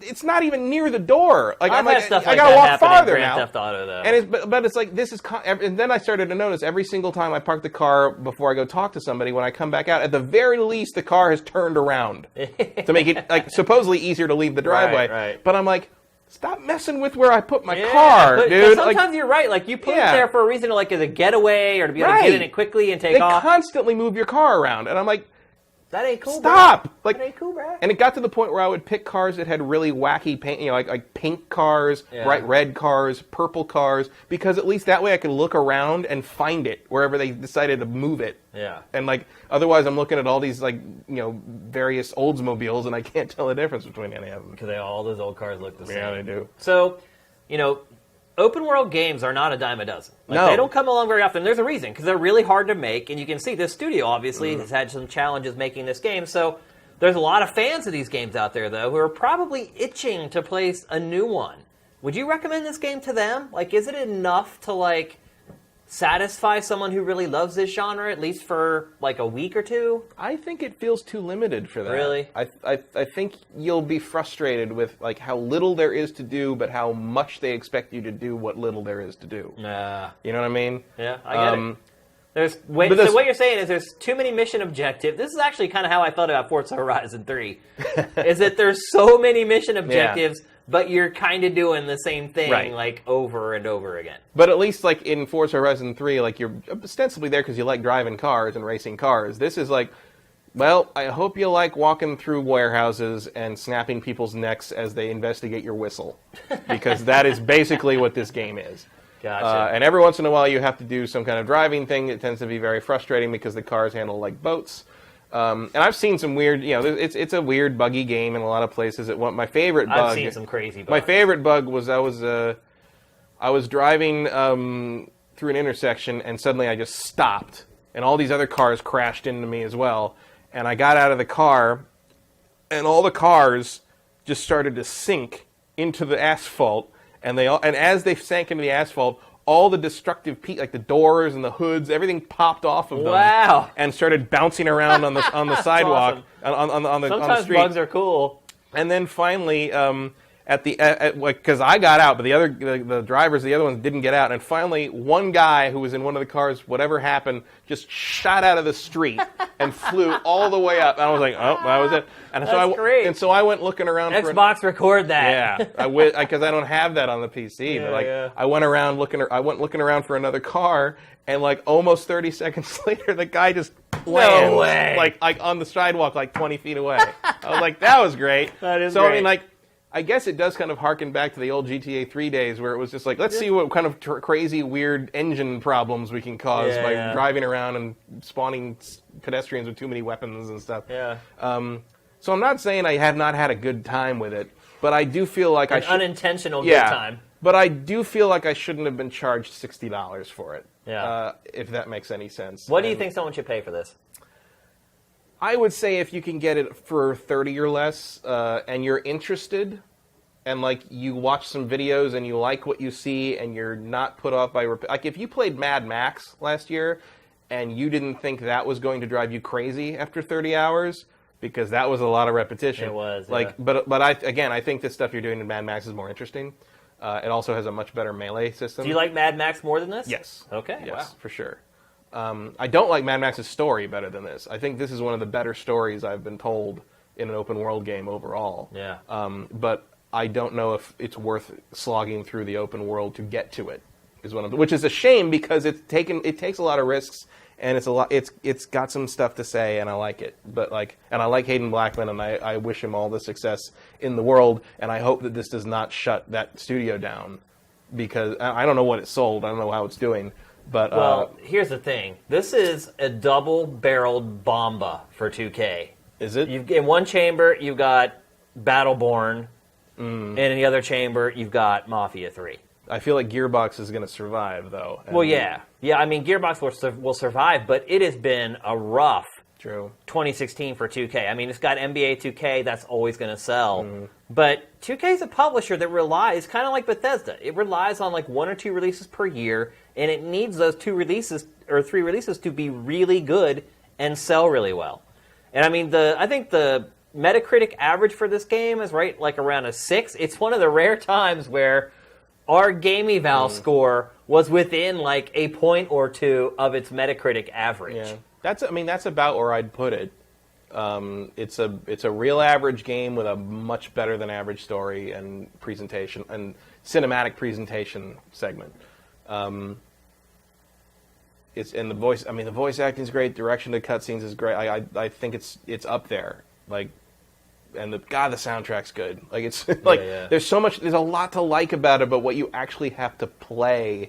That's the problem. That's the difference between video games and movies. But that's what makes it a video game. Right, that's what I'm saying. You can't give you that can't a pass. botch that. Yeah, No. I mean, to me, in my opinion, and I've gone on record saying this many times, that's what's most important to me. You know, it's like if I want to watch a good story, I'll watch a film. You know, so that's why they're called video games. Yep, and I hope.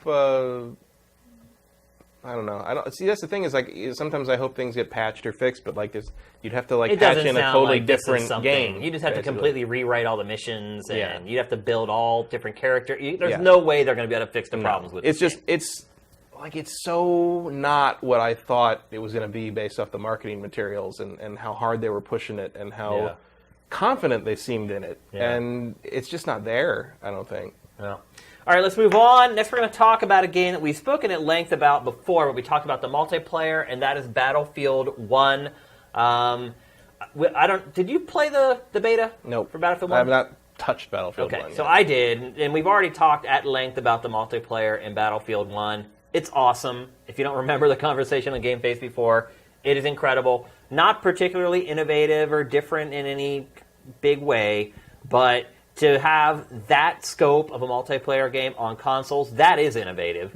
I mean, there just really haven't been games with that number of players with vehicles, land, sea, and air, and all that sort of stuff. It's amazing. The multiplayer is great. It's something that you can get, and you'll probably be playing when the next Battlefield comes out, hopefully 2 years from now, not a year from now. But what I've been spending most of my time this week playing is the campaign, and that's what you're seeing right now. Battlefield campaigns in the past have sucked. I mean, that might even be being nice. They've just been these very rote, insensitive, yet lacking emotional punch excursions that last a few hours. I think Battlefield 4, the campaign, was literally 3.5 or 4 hours. And they've been kind of insulting. And so they're terrible, especially compared to the multiplayer. Yeah. And, and especially compared to Bad Company. Oh, yeah. Those games had good campaigns. They did. And so, look, Battlefield 4, even Battlefield 4 right out of the gate, it was a total disaster. Even the multiplayer was a mess. The servers were all screwed up. It wouldn't run. The PC version was a resource hog, et cetera, et cetera. Battlefield 4 now is an amazing multiplayer game. The campaign still sucks, but the multiplayer, after all this time, they finally got it to a good place where it runs on most rigs and all the bugs are gone. It works the way it's supposed to. So Battlefield 1's multiplayer, it's already there. It is great, and I think that is one of the advantages of these consoles finally now getting to basically where they're just PCs in a box. Is that, companies like DICE, they've been working in this environment all along. They know how to work with it. They know how to get servers running. And the multiplayer, I've been playing it all week. It has not been released out into the wild yet, so I can't say it's going to hold up once all the masses jump on and start playing it. But there's a lot of people playing online. Like they must have sent like codes to just tens of thousands of people for this game. Like I don't know where all the people are coming from, but there's tons of people to play with. So multiplayer, just as good as it was in the beta. My opinion of that is still incredible. If you really want to hear more in-depth impressions of that, you can go back and watch the prior episode of GameFace where we talked about it. I want to talk about the campaign today. And as I said, this has been a sore spot for this franchise for a really long time. I mean, you go back to Battlefield 2, there wasn't a campaign. No. It was basically just a training session to teach you the ins and outs of the game so that when you went online, you weren't getting massacred right out of the gate. So there's a little bit of that, actually, in the Battlefield 1 campaign. But I love it because it's not like a campaign where you're just running down a cattle chute and shooting wave after wave of enemies. They teach you how to, and this is really important to me. Like I feel like all campaigns for games that have a multiplayer component should do this. They teach you all the tools that you need to learn to be good at multiplayer, but they make it fun. Whereas like Battlefield 2, it was like, now aim your gun, now shoot this target, now fly this plane from this flag to this flag. Like this is, you're doing it in a real world context with consequences, I guess is the best way to describe it. So you get a wide swatch of the game playing a campaign. Like you get to pilot the very first real mission. So I guess I should say how it all starts. So what you're seeing right now is kind of like a prologue. And what it does is it puts you in a series of situations that are impossible to win. And you'll get put into the first one, you eventually die because it's impossible. I don't know, maybe some maniac out there will be able to get through these and survive. It tells you right off the top, like, you are not expected to survive these scenarios, like right before it even starts. So basically what it does is it puts you in this situation, and you're with a group of soldiers, and one by one you get killed. You die. It'll bring up like that soldier's like birth date and the year that he died, and then it'll zap you over to another soldier.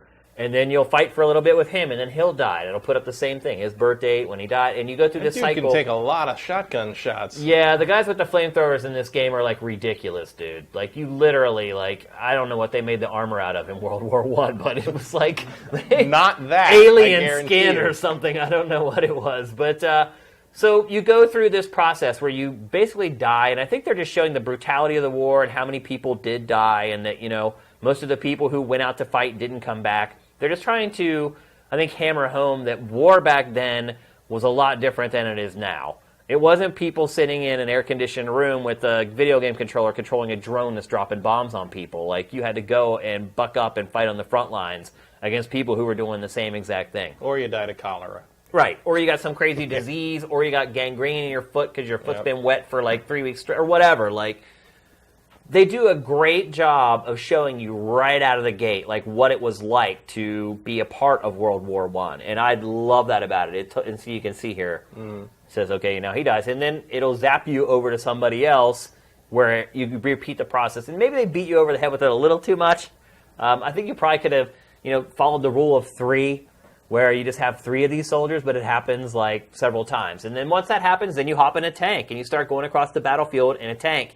And in this way, it starts to show you kind of how to play the game via multiplayer. So, man, look at the raindrops on the barrel. Oh, yeah. It's so good. The game is so gorgeous, dude. And this is PlayStation 4. This isn't PC. No, this is PlayStation 4. This is not PC. The PC looks even better, dude. Like, it's mind-blowing how good the PC version is. This engine is really good, what they worked up. It is, I will say, hands down, no hyperbole, this is the best-looking first-person shooter I've ever played on a console. Ever. It's not even close. Like, it is just amazing. Like, the number of... There's a couple of scenes in this game where the number of enemies that are coming at you, just your jaw literally drops. Like, if you're a big-time player and you've played a lot of games, there are moments in this game where your brain just says, a video game shouldn't be able to do that. And your jaw just goes blang and it just falls down. And you can't stop it. So, once you kind of get through this prologue area, you fight through this tank battle or whatever... It goes to the actual campaign proper. And this is crazy.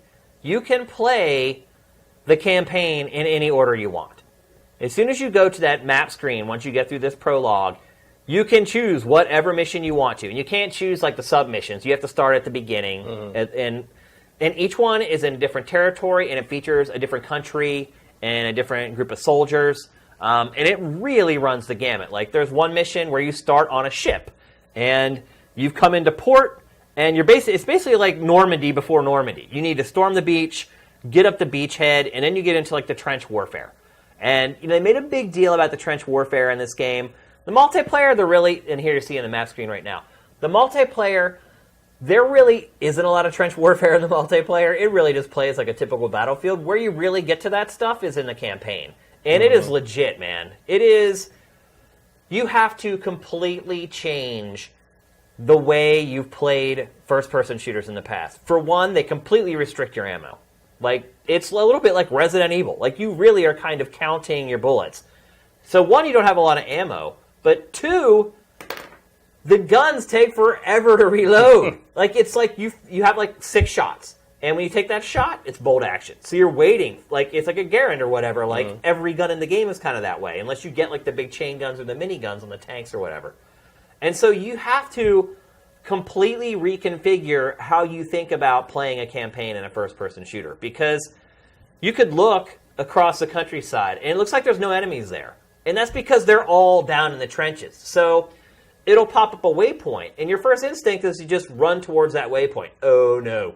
You can't do that, because you're going to cross trenches. And as soon as you come over that little hub, or little nub, and you look down over the trench, there's like 30 dudes in there. Like, literally, like 30 guys in there. And you're just dead. Like, this game is hard.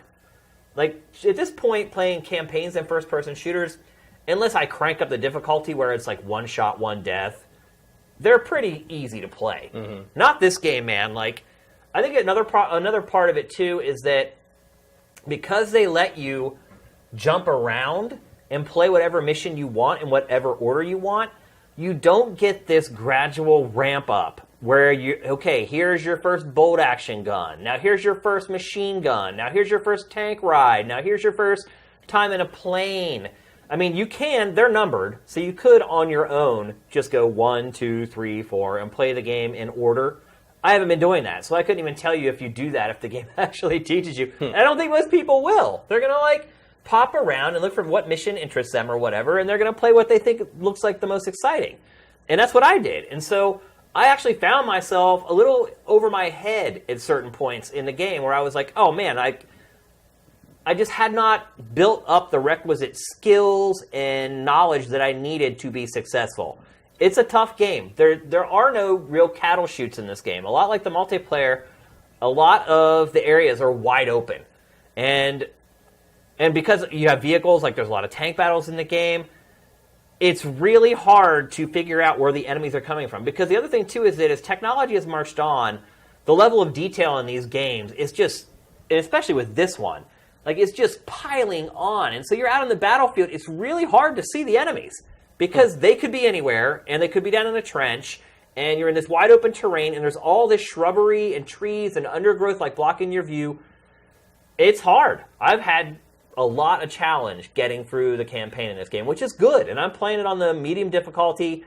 I could see some people getting frustrated with it because there's a lot of times where you're getting shot at from every direction. And a lot of people who play Call of Duty, and in all honesty, most first-person shooters these days, you always know where the enemy's coming from. Mm-hmm. You can just look for that waypoint, and you know if you head towards the waypoint, the enemies are always going to be coming in your face.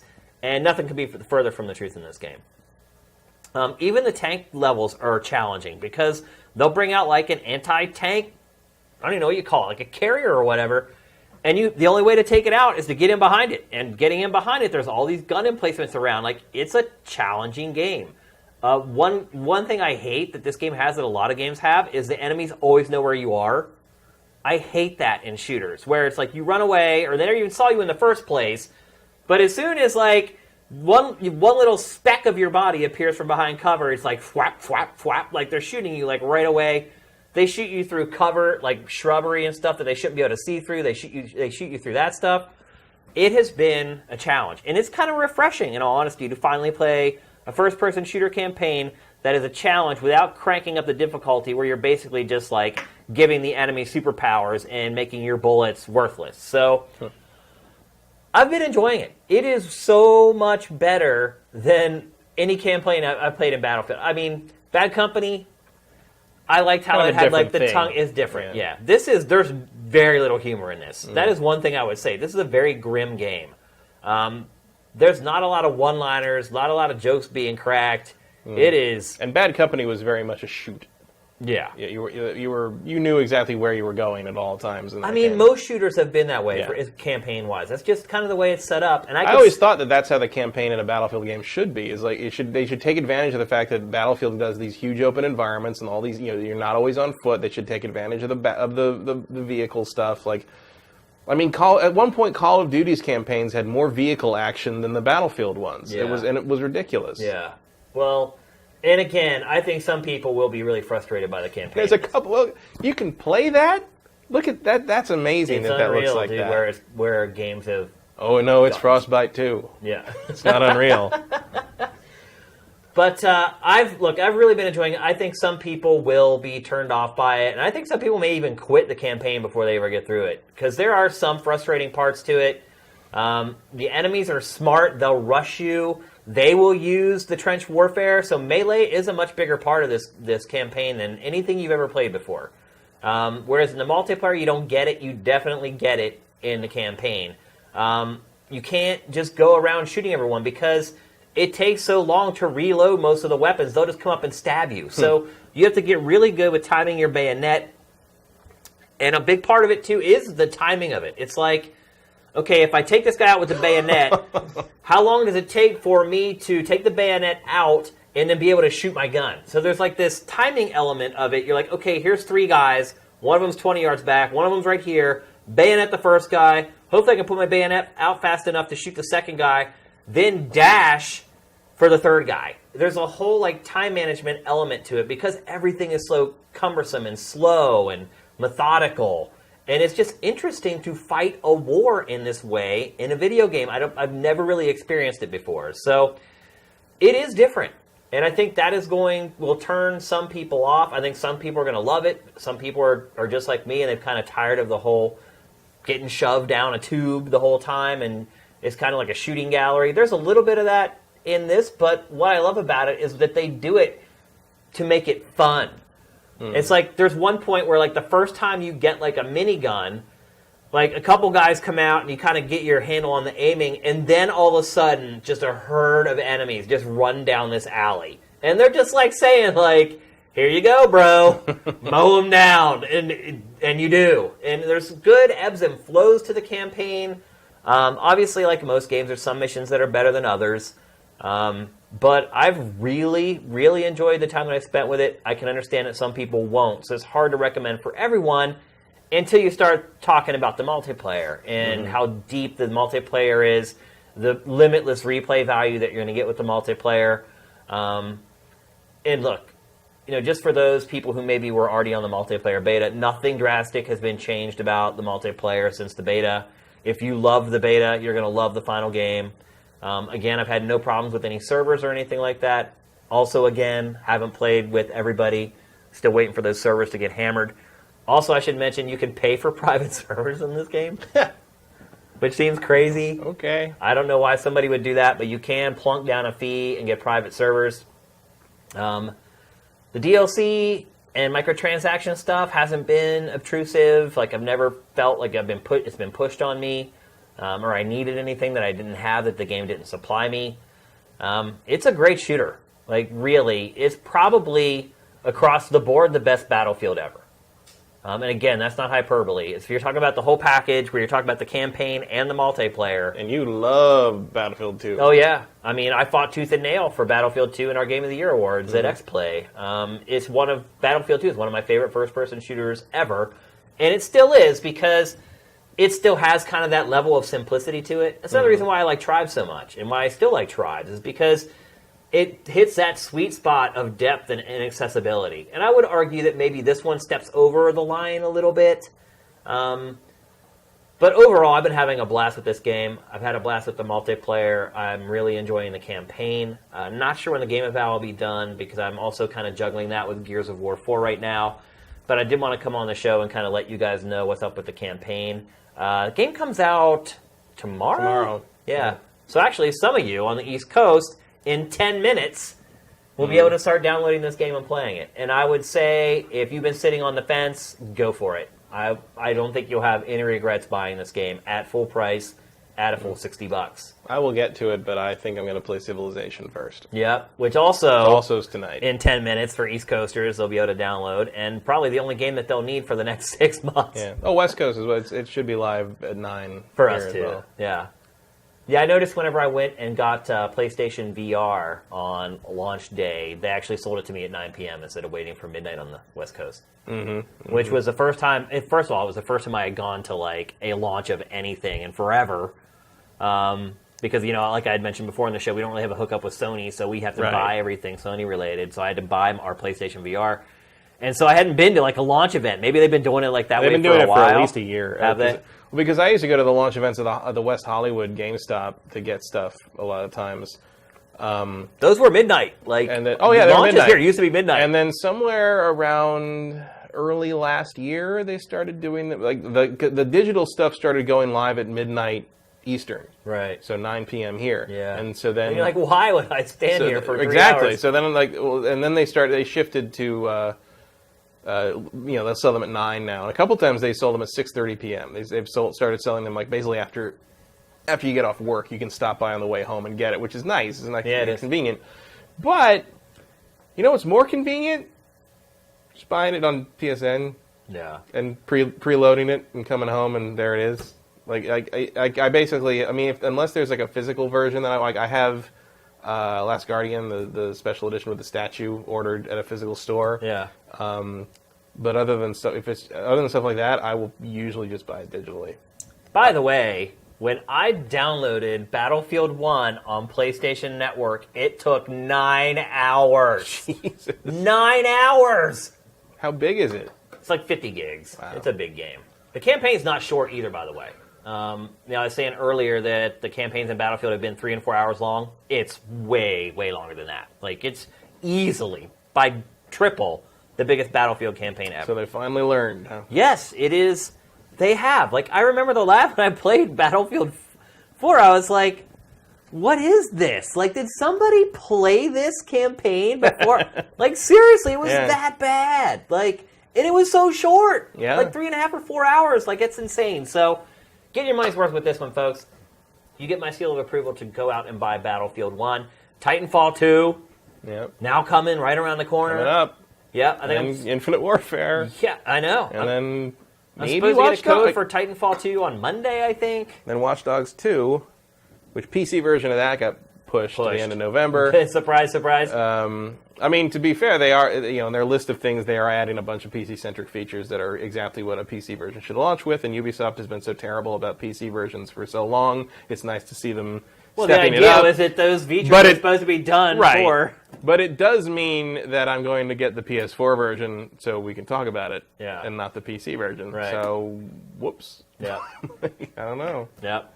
All right, let's move on. Next, we're going to talk about... We're actually going to bring back a topic from last week. We're going to talk about PlayStation VR briefly, because when Matt and I talked about it last week, we had literally had it for 2 or 3 days. Yeah.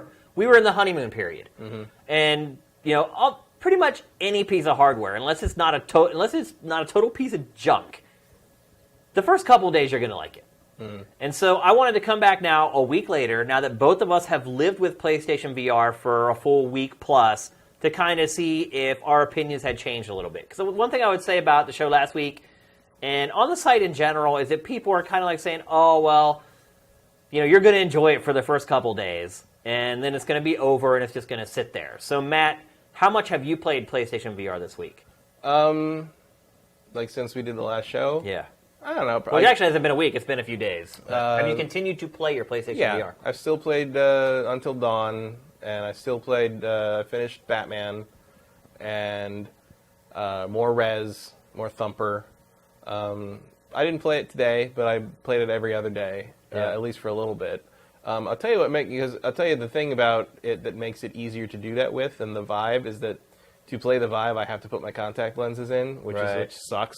Did you see, by the way, the Vive has only sold 140,000 units? That's not true. Because if you actually read that, 140,000 units that month. It's not the total sold. It's the total sold for the time period they're discussing. Oh, that's a lot then. 140,000 in a month? Yeah. Holy cow. That's great. So Vive's doing well, apparently. Yeah, I guess so. Way better than I thought they would be. Man, I completely misread that article. Well, I really thought it said... I saw that article, and it was very badly phrased. Ah. It was also very complicated, what they were saying. It was like the way they phrased it was like something like, it sounded like they were saying that they've sold a total of 140,000, period. But I read that was not accurate, and it was like they misstated, and it was actually, that was for the time period they were discussing. I was going to say, not that seemed the really lifetime of the Vive. No. I was going to say, PlayStation VR passed it on day one, easily. Not close. Although even Sony came out and said, well, of course they put a spin on it, made it sound great, but they're like, we are going to sell hundreds of thousands. Right. Which kind of raised my eyebrow a little bit. Their original target was higher than that. Right. Yeah. But I will say, like, if you look at the UK charts, I think it was 8 or 9 PlayStation VR games were in the top 40, which is good. But like the number one was Until Dawn. The best. No, it was PlayStation VR Worlds. Oh, Worlds, yeah. And it came in. I never count VR Worlds because I don't care. I know, but that came in 8th overall, though. Yeah, it's still not bad for a $400 extra device. Yeah, I guess you're right. And Rush of Blood was like 9 or 10, I think, which was good. I mean, I still think that's the best, like, standalone thing you can buy for the right price. Yeah, I don't know. I would still go with Thumper, I think. I just think it's the best game. Thumper is good. Maybe Thumper sold better. I don't know, because we don't see the digital. Well, I don't think it'll ever sell, because it has, like, no marketing budget. It's an indie game, and I just think, personally, it's the best PlayStation VR game that I've played. Got word of mouth, though. Yeah. And Benson came over and played it, and he, I think, we all agreed, and he watched the show when we were on, and, like, he came over, I think, the next day or the day after. And agreed, basically. Benson, by the way, is a guy that we used to work with at G4 on X-Play. And you mentioned him a couple of times. It's not the butler from the 80s television show. Oh, that would be pretty cool, too. It would. He's in the chat sometimes as Grenade Artist. Okay. But he agreed with us, basically. He's like, yeah, because he's played the Vive at my house and everything. But he agrees that, like, it does not feel nearly as much like a step down. I mean, basically, it's half the price, right? Yeah. He says, and he agreed that it does not feel like half the experience. It's still good. It's still solid. And the thing about it is, like, I have to put my contacts in to play the Vive. I can use my glasses to just slap the PlayStation VR on, and just play a quick round of something. Yeah. And that's great. I still cannot play Rig without getting sick, and it's actually, I felt better over the last week because almost every review for Rigs, that's what everyone says. That they're getting sick too. So I'm like, all right, maybe I'm not like poisoned by VR. Rigs doesn't make me sick, but it does kind of make me bored. So, like, I think I will probably. That's a whole other kind of. I think sickness. I will probably be trading that in. For maybe something else or whatever. Yeah, I paid full price for that one, $50. Yeah. I don't see myself play. I can't play it if I get sick. Right. It's like I basically just flushed a $50 bill down the toilet. Right. That's the thing is, like, there's going to need to be a real robust refund system for VR stuff like this, especially at retail, because they're not going to refund anything. Well, because, like, how can you justify that then? Because it's like if you get sick playing the thing, like, Steam does that. Yeah. If you ask for, I mean, I bet PlayStation Network will if you. They'll just say go trade it in and get a third of the money you paid for it. And then they'll sell it again for $5 less than full price. Yeah, well, I think if VR becomes a big enough thing, the consumers will force that issue eventually. Yeah. But for now, buyer beware. Apparently. Yeah. So yeah, I mean, I don't really have a different opinion on it so far. Ask me in a month or two when there's nothing new out for it since launch, and I got nothing else to play, and Star Trek slipped. Yeah, I saw that today, yeah. So, I mean, yeah, great, the Miyamoto quote, make it good rather than make it now, but, yeah. I will say that I have slipped a little bit on PlayStation VR, and a big part of that is that I have all these other games that I need to play, but another part of it is that you do kind of get through the quick experiences, and then really don't have much of an interest to go back and play them. What I've found is that I have like a handful of games that I go back and play now, but like a lot of the stuff that came on the demo disc with PlayStation VR, like I don't see myself going back and playing a lot of that stuff. It's kind of like owning an arcade game. It is a little bit, yeah. It's like once you've played, your Teenage Mutant Ninja Turtles arcade game, like how many times are you going to play it again? Yeah. But I mean, I think the promise is there. And I'm not sorry I bought it, although... Oh, no. Don't get me wrong. I don't regret buying it at all. Although I will admit, I spent a lot of money this week. Or last week. It's expensive. It is, really is. Yeah. You don't realize it until you start looking at your credit card statement. You have to pay your credit card bill. You're like, damn, I spent a lot of money. And I mean, it's still a bargain even when so it's like, what, $500 for the bundle. Yeah. But even then, like... it's a lot of money. Yeah. It's $5,000. Yes, that's a lot of money. And it's not a lot of money compared to the $800 it costs for the full Oculus experience or for the Vive, period. Which, by the way, man, you get a lot more in a Vive box than you do for $800 with the Oculus, don't you? You get those lighthouses, you get the room scales. It's like, here's what I wonder about PlayStation VR, Matt, is if we didn't have Vive and Oculus to compare it to, how easy would it be to buy PlayStation VR for $500 or even $400 if you get the base model? It'd be harder, I think. Probably. Yeah. I think mentally... It wouldn't seem like such a good deal. Right. I think mentally I got over the hurdle of spending that much money on it because I knew the alternatives were much more expensive and it was something that I really wanted to experience. But like when I first got it, I didn't really look at it as like a luxury item. Like I was just like, this is something I need for work and blah, blah, blah. And... Oh, you better believe and keep the receipt for tax. Oh, yeah, for sure. Oh, of course, yeah. But then, like, last night, like, I had a really long day, and I was really tired and exhausted, and I just went to sit down on the couch in the living room, and I sat down and I looked at it, and, like, my eyes were so tired, I was like, there's no way I can play this thing right now. And that was the first time I looked at it like, that's a really expensive toy. Mm-hmm. Where I was like, and look, you can't, that's the difference between this, too, and regular games, is that, like, I can sit down and pull, like, I'll be able to go home tonight, I'll be tired, like, we'll get the show rolling and get it rendering and everything, and I'll go out and sit down. Like, I'll be okay to sit down and play Battlefield. Right. But VR is kind of you got to get suited up for the deep sea diving kind of thing. It is different. Yeah. And it's like, it makes my eyes tired as well. Like, after I play it for like an hour or two, like, I can tell that I've been playing VR. Yeah. And so I sat down and I looked at it, and I started thinking about, and then I need to make sure because my wife may have bumped the camera, and like, I'll have to get up and get the camera and make sure that like the headset's like set. And I was just like, screw it. Right. Like, well, it's also like with the I just noticed this last night because I was playing stuff and watching stuff near my PC where my laptop is also to the side, like to the little table to the side, and because of all the running around and stuff, we just gotten the sandwiches for dinner, and so we were eating our sandwiches separately, and.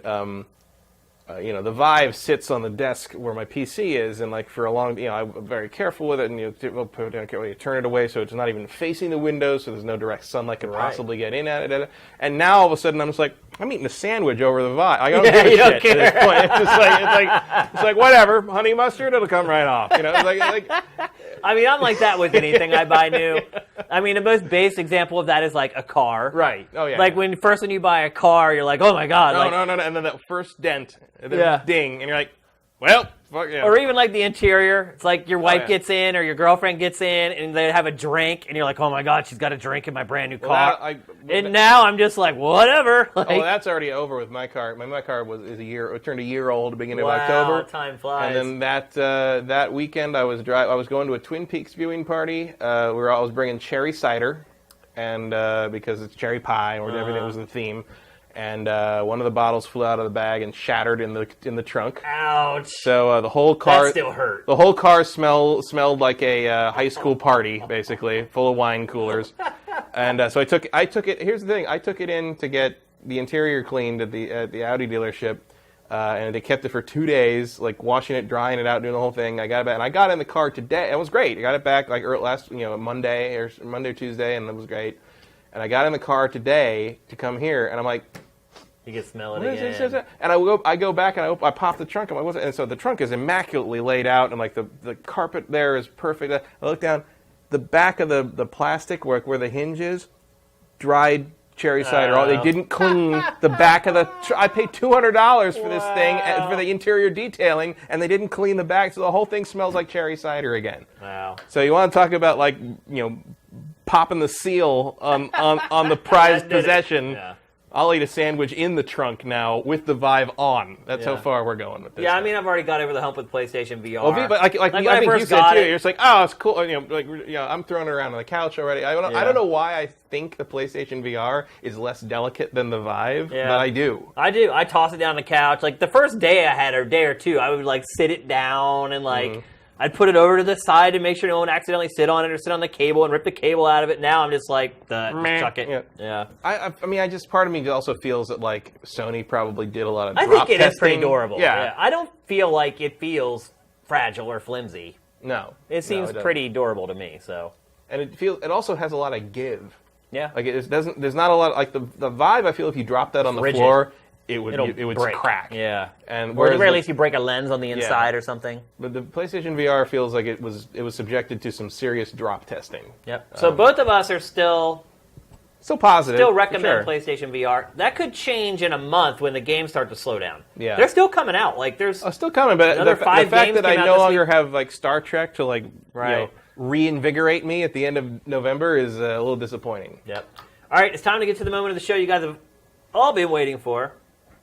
All those that are left still in the chat and on the stream, because some of you may have given up at this point. It is time to talk about Nintendo Switch. First of all, let's talk about that name. What do you think? Better than the Wii. Is it? It's a word. It's less memorable than Wii was. True. It's a weak word. It doesn't have a punch to it. It's Switch. It almost sounds like swish. It's like, Also, if you say it fast, switching a failed console for a I'm not sure I understand. Well, you're switching from the console experience to the handheld experience. Is that what it is? And switching the thing. Yeah, you switch. It's called that's the tagline is switch it out. I didn't even see the tagline actually. That's what I saw was like people were quoting the tagline, switch it out, where you're like, you switch out the controllers, you switch out the attachments, you switch out the screen, you switch out the whole thing. I mean, I get it, but if you say it fast, it sounds like Nintendo's witch. It's like my good friend Mike Hunt. I'm not a fan of the name. I mean, it's lacking in something. Memorability. Yeah. Well, also when I saw it, like when they first tweeted it, when they first put the tweet up, and that was the red thing with this, I was like, what is that? That's like the program they're gonna. Oh, that's the name. Okay. Yeah. It was like a quick I mean, it wasn't as bad as the Wii U sticker shock. No, the Wii U's the worst. I mean, look.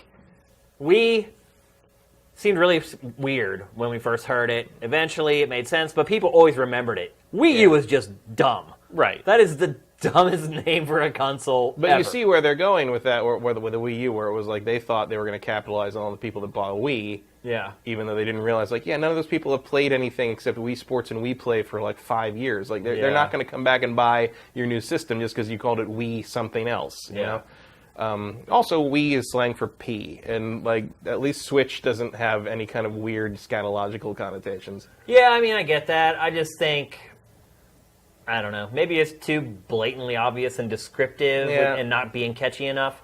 It's also I don't know, I miss the days when consoles kind of had this sort of flag bearer feeling to them. It's it's the Nintendo Entertainment System. It's the Super Nintendo. It's the Sega Genesis. It's the Nintendo 64. As opposed to the Nintendo Switch sounds like a lifestyle product that you'd buy in addition to your Nintendo console. I wonder if another angle of it, too, for Nintendo is, we're switching our strategy I'm sure that's part away of it. From this. Because one thing you notice is that most of the people in this debut trailer are all older. Yeah. There's not a single kid in this. Yeah, I mean, that's a big deal. They're still millennials, but they're right. 20-something out of college people, Yeah. And it is a switch in strategy for them, a demographic. Yeah. So maybe that's part of it, too?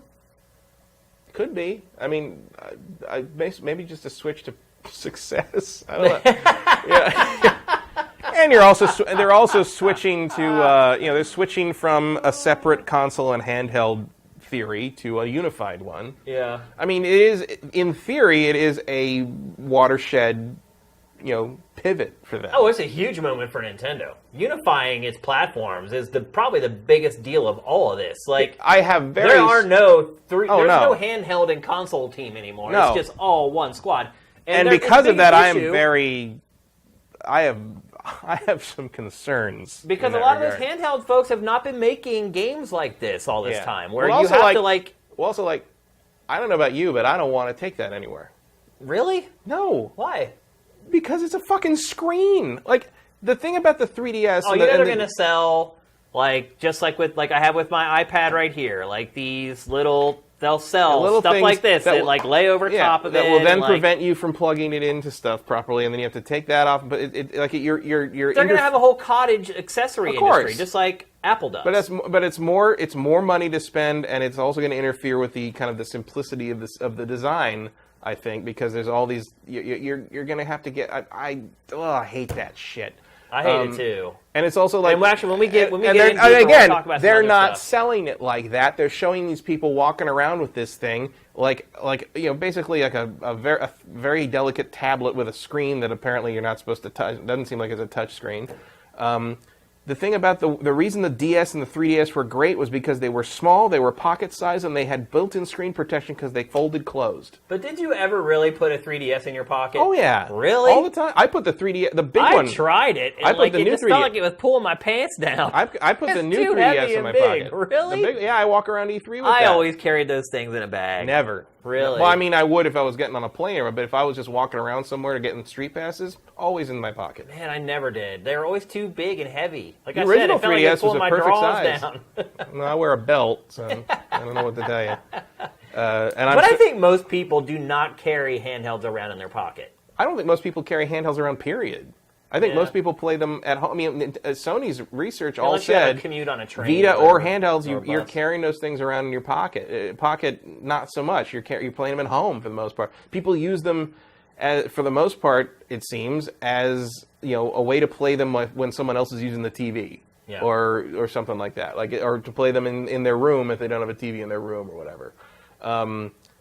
I don't think people are going to be taking their Switch. You're not going to go over to your neighbor's house and take Mario over to play? And force everyone to play Yoshi's Circuit. I don't think that's the way. I mean, I appreciate in that shot that they're showing a bunch of girls playing a video game and trying it out with each other without being prompted by the boyfriend who wants to get them into games. That's a cool. That's a cool way they're taking. But it's also sort of part of this video's weird attitude where it's like it's the most apathetic, passive attempt to sell me a new console hardware I've ever seen. I mean, it's obviously the lifestyle thing that Nintendo does, Sony does. Everybody has these videos. Usually this would play at the beginning of an E3 conference, right? I predicted on Twitter, by the way, that this is exactly how they were going to unveil it. Somebody asked me on Twitter what I thought they were going to do, and this is exactly what I said. There is almost no surprise in any of that. Let's go back to that. Yeah. But what has it been like for you to have a Nintendo console unveiled and know almost everything about it? To me, it was kind of soul-crushing. I wish I had not heard any of these leaks. They were all right. All right. All that stuff leaked out of Nintendo, which never happens. Ever. They hid the Wii, the Wii U, all of them. GameCube, everything. They've managed to keep under wraps. All this stuff got leaked out. And I think why is because Nintendo knew it needed better third-party support. And I think it has sent out the kits to people, and they're like, if somebody tells somebody, you know what, that'll suck, but for the greater good, for the health, because maybe Nintendo looked back at the Wii U and was like, we only send out 30 dev kits because we were afraid. We only sent it to our most trusted partners. And sure, it didn't get out, but we also didn't have any software for the damn thing, so it seems like maybe Nintendo changed its tact with this and was like, screw it. If it gets out, it gets out. We'll just deny it, but at least we'll make sure that we have a lot of people sign up to make games for it. But for me personally, it sucked, in all honesty, to watch this trailer and realize that there was really no surprise. I mean, the crazy thing was, as soon as this was announced, I'm sitting there and I'm like, okay, well, we have GameFace tonight. Timing's great. But you know what? We've already talked about all this crap, ad nauseum. Because every time we would get another patent or a leak or whatever, we go on the show and we talk about it, and sure enough, it all ended up being legit. And I was like, it just, I hated that. I hated not having the Christmas morning surprise. And granted, there's still some things in here, and we're going to talk about it, that was a surprise, but I just wondered what was your perspective on it. Did you even care about any of that? No, I don't care. Yeah. It's better than the abject confusion that was the Wii U unveiling, so I'll take it. Where people just thought it was a new controller Look, for Wii. all I want out of this thing is a decent frickin' game console. Yeah. Like, I don't care what stupid human tricks it can pull. I don't even care about any of the portable stuff on this. I will never use it. Really? I have no interest in it. Why? Because if I can play Zelda on my giant plasma screen with a nice home theater setup, I am going to experience it there and not on some dinky 6.5-inch tablet screen. Yeah, but you travel and like you go up to your parents up in the Bay Area. And I will play something else when I do that. Really? I have no interest in experiencing games like that on the go. I don't care. I mean, I do. I definitely have an interest in that. I don't travel anywhere near as much as I used to, so I don't know how practical it will be as far as me using it, but if I was still like going to junkets all the time and traveling and going to, they don't really do review events anymore, but if they're still doing that type of stuff, like I would definitely take it with me and play stuff. I wouldn't play something like Zelda. If anything, just for work so that I can keep playing games on the go, because that was another problem with like doing a lot of that travel and stuff was, you couldn't play games that you needed to be playing, and this looks like a pretty good middle ground here where you can kind of still keep playing your console games on the go. And well, that'll be very useful for the once a quarter Nintendo game you get to play. Well, I mean, the hope and the idea is that, with this more unified development pipeline that they have now, is that they won't dry up, that you should have... Right. I mean, if you think about it, look at 3DS and Wii U. If you combined all of those games for both of those platforms into one library, then you have pretty good games coming out like all the time. And it's a super good thing that Nintendo said nothing whatsoever about that in this video, because that might actually give us some information to work from. Yeah, I mean, look, I'm not impressed by any of it. Any of it? Not really. Wow. Like I think it might be the trick. I think it might be something that's very appealing to a lot of people that are kind of looking for that sort of dichotomy, the Switch idea. It is of no interest to me, personally. All right, let's start talking... I'm not trying to change anyone's mind on it, because like I understand that people like stuff on the go more, but like even Nintendo understands that is not where the super bread and butter is put, because Super Mario Run is coming, and that is going to crush all of this. All right, so let's start talking about the hardware. Let's try to get a little bit of structure to our conversation here. So let's talk first about the hardware. Nintendo didn't announce a lot about the specs, just once again confirmed what we already knew, that it's using an NVIDIA mobile chip. We're not 100% sure exactly what that is, but basically it's using the same processor that was in NVIDIA's Shield technology. And we've shown you games running on that chip before. Well, for some reason, not displaying on the whole screen in that shot. Yeah, there's a border around the screen. I don't know if that's a why mistake or if it's... I don't know what's happening there. But, I mean... There it is again. Yeah, I mean, it appears... Unless that's like a bezel, and it's not actually part of the screen. I mean, it could be. I don't know. Either or. Like, I don't know why it's not taking up all that real estate.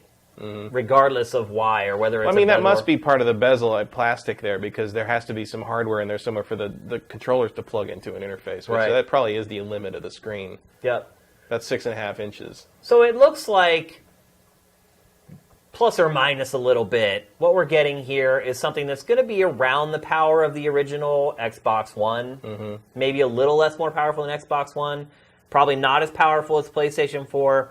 Completely dwarfed by PlayStation 4 Pro and Scorpio. Not even in the same league as those. So, third verse, same as the first, basically. Yeah, I mean, Nintendo basically just doing what it's done for the last 2 generations, which is have the most underpowered console of the 3. Worked once. Well, power doesn't dictate the winner. I mean, it's not like the PlayStation 1 was winning any power contest, or the PlayStation 2 against the GameCube and the Xbox One. Original Xbox. Yeah, I mean, I think the concern here, it's more about the library than the power. It's the library, but it's also the third-party support. So all these developers are already starting to turn the page on the base models of PlayStation 4 and the base Xbox One. They're already starting to work on PlayStation 4 Pro, Scorpio. They already have their eyes set on the future. Sure, there's a huge library already of base games for Xbox One and PS4 that can easily be ported over, but... Well, and they'll continue, because they're still going to have to work on Xbox One and PS4, which is going to put them at the same power level, roughly, as the Switch. So, presumably the architecture of this thing is not particularly unique or complicated, so ports if you're going to make a Xbox One or PS4 version of a game, they're ideally, I mean, I don't know for sure, but ideally, there's no reason not to make a Switch one too. Do you find it curious that they did not show off a touchscreen today? Curious in what sense? And that they didn't demonstrate that the screen is a touchscreen. I don't think that screen is a touchscreen. Don't think? No, I don't think it is. Do you think that's a smart move? I don't know. I think if that's the case, I think that's a really, really stupid Well, if it's a move. touchscreen, how do you control it when it's in the dock? What do you mean? Like if things are using touchscreen controls and you put it in the dock, how are you controlling it? Because the controller doesn't have a touchscreen. No. It wouldn't be for new Switch games. It would be for the back catalog of stuff from Wii U and 3DS. I mean, look, Nintendo's not going to close the door on that money, Matt. You know it. You know it, and I know it. Well, look, all they had to do was show one person do one thing with it, and they didn't. That's what I'm saying. Like, so to me, it seems like it does not have a touchscreen, which seems insane to me. Mm-hmm. Yeah. I mean, maybe it does, and we're just not.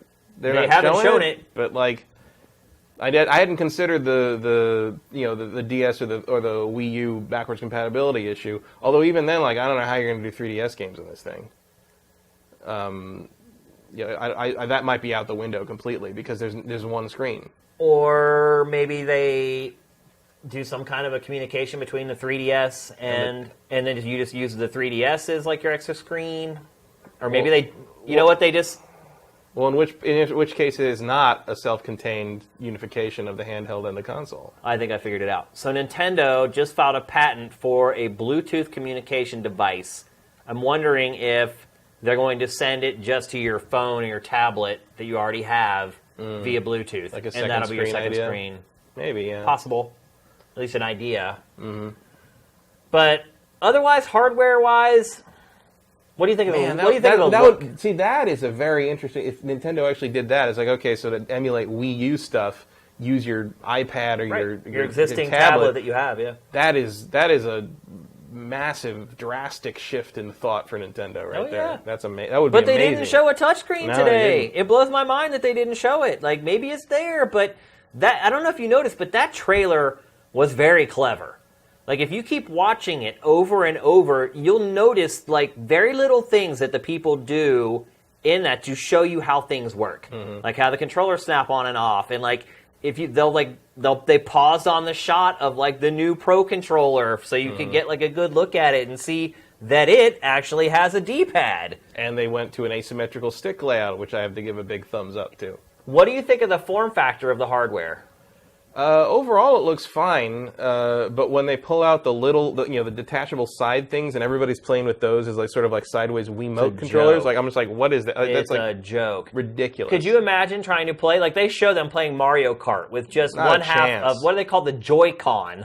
Is that what Joy-Con? Yeah, they're called Joy-Con, and then that I don't know if you noticed or not, but there's like a sleeve that both the Joy-Cons can snap into to create the separate controller, and that's called the Joy-Con grip that you slide into. But when you do that, you have no D-pad. They're basically expecting you to use the 4 buttons as your D-pad when it's snapped into the Joy-Con grip. Right, because they and I mean, let's be honest, a D-pad really is just 4 buttons, at least the traditional D-pad. But it's also like Nintendo has the best D-pads kind of on the regular. Even in the last 15 years where we've gone through a pretty dark period of bad D-pads on other game systems controllers, Nintendo always had the solid D-pad. Yep. And the fact that they're kind of abandoning what I would consider one of their trademarks after all these years for a 4-button interface because of the idea that they want it to be symmetrical, or not symmetrical, but they want it to be they're showing it right modular. Now, playing Mario Kart with that little dicky controller, it's insane, dude. Yeah, like that is a strange. I mean, again, maybe this is indicative of Nintendo's switch in mentality on this system and kind of not being afraid to buck. Look you can see these people. Their hands, their hands are screaming out in pain. It reminds me of the tiny little remote I have that switches my HDMI hub. Yeah. like it's about the size of that. I mean, using buttons for a D-pad, not a fan of that. I'm not a fan of that at all. I'd much rather have a real D-pad. I mean, and here's the thing. So we're talking earlier. And maybe again, these things are modular, so maybe they will sell one that does have a D-pad. That's the thing. They're going to sell all kinds of crap that snaps onto the side of that thing, and this is what I was talking about, the added cost. So, look, I mean, if you want to play games, you're a hardcore gamer, there's the grip that I was telling you about. That's the Joy-Con grip right there on the left. I think I'm just going to go ahead and get one of those Pro Controller But that's what I'm saying. That's what everyone's going to do. And look, we don't even know if that grip... And that's an extra $50 for Nintendo right there. Here's the other thing you got to think about. Charging the two Joy-Cons. Where do you charge those? Look, you can see those lights. See those green lights? Yeah. I don't think that that's a charging light, though. I think that's that's controller like 1 through 4, isn't it? I don't know if that's the charging light or that controller, but like I think you theoretically should... I don't know. That's a good question. Like, is there anything electronic about the grip? Like, can the grip serve as a battery pack, or is it just a physical item? Just an item that makes it more ergonomic. I mean, the grip you might have to buy separately. I mean, you may charge the grip itself in a wall outlet, and then plug the Joy-Cons into the side of it, and that's how it works. Could be. But why would you have the 2 meters? What is that? I think those probably are... But you would only need one. If you're trying to say you're player 1, you're player 2, you're player 3, you're player 4, you'd only need one on each grip because it's just one controller. I don't know what those lights are. Unless those are... But why would you need 4 levels of charge indicator? Why don't you just make it like other things where it's like, okay, it's either red or it's blue or it's green. That's what I'm saying. I have no idea what those lights are. I haven't really seen anyone talk about them either. Like, I don't know what they are. I don't know. Looking at them, I would have thought they were charge indicator lights, but now that you say that, that doesn't make any sense. Or, I mean, just because it doesn't make any sense doesn't mean that's what it is. Chat, what say you? What do you guys think it is? I'm interested to see what everybody thinks. Think it's I honestly don't know. They didn't talk about it. I mean, it might be multifunctional. But I agree 100%. They're going to sell all kinds of stuff to snap onto the side of that tablet. Because that's really what it is. It's just a tablet that you're snapping stuff onto the side of. I hope they sell like a giant 2 halves of a wheel. They will. They're gonna. Oh yeah. They totally will. Do you remember that GameCube controller that came out that was just basically a GameCube controller split in half? With the keyboard? Stretched with the keyboard? For Phantasy Star? Yeah. Freaking It's kind of the same thing this is, though, isn't it? A little bit, yeah. I mean, I wouldn't be surprised if they sell, instead of just having so you see right now, you can take the Joy-Cons off and they slide onto the tablet. I wouldn't be surprised if they make Joy-Cons that have the full handles like you're seeing right there. Because see, right now it's kind of like the Wii U gamepad. Yeah. But I wouldn't be surprised if they put out Joy-Cons that have the full grip to hold onto on the back. And and more and more as we look at these photos, what the most striking thing about it is to me? It's all gray and black. Yeah. There's no color. There's no purple lunchbox. There's no traditional Nintendo colors on the buttons even. No white. They are full. They look they are full tilt. We are an electronics device. Here's a huge design flaw. There is no personality. Go back to that last photo, Sam. Why would they design the console that when you dock it, you cannot see the screen? Because it's not using the screen. But what if you want to? For what? If you don't want to take up the TV and you want to just play it while it's still charging. Well, then you take it out and plug it into a USB device in the wall. Yeah, I guess you could do that. I'm sure that's how you do that. Yeah, it's just like Nintendo's other chargers where you unplug the power cable from the base and you just plug it directly. Because if you want to just... They haven't shown plugging the power in directly into the tablet, though. I mean, I'm sure you can. I mean, there's going to be a USB slot on that thing somewhere. I don't know. Or there's going to be some proprietary charger thing you have to buy for an extra $20. It looks like if you look in the back of the console, see that slot back there? It looks like you can slide the Joy-Cons in there, so it just makes it a perfect rectangle. Yeah, it's probably what you're doing there. I mean, I'm sure you could leave them on the sides of the controller of the. Right, but for is there a name for the screen part? No, not yet. But they haven't shown being able to plug in the tablet on its own yet, so you can't take that for granted. It seems like it would be kind of obvious, though. I don't know. I don't know if there's any such thing as obvious with Nintendo anymore. Well, look, if you're going to take this thing on the road, you're going to have a way to charge it without the base. Like, there has to be a No, way that's a to good do point. that. Yeah, you're right. I mean, if you're showing me playing it on a fucking plane, I'm going to have to charge it when I get home, or I'm not allowed to play Zelda when I fly back. Like, there's got to be a way to charge it. It's just the hardware to me, the form factor, it just doesn't seem finished. It's Look, like, there's another. Did they slide that into, like, kind of a holder on the back of the chair? Yeah, look, there's another device. I don't know. That is small. Yeah. I mean, but how... Are they going to sell, like, a boom, like a selfie stick for, like, the tablet? Yeah. You know they're... Because I bet one of the things you can buy that's a snap-on thing is a camera. Probably.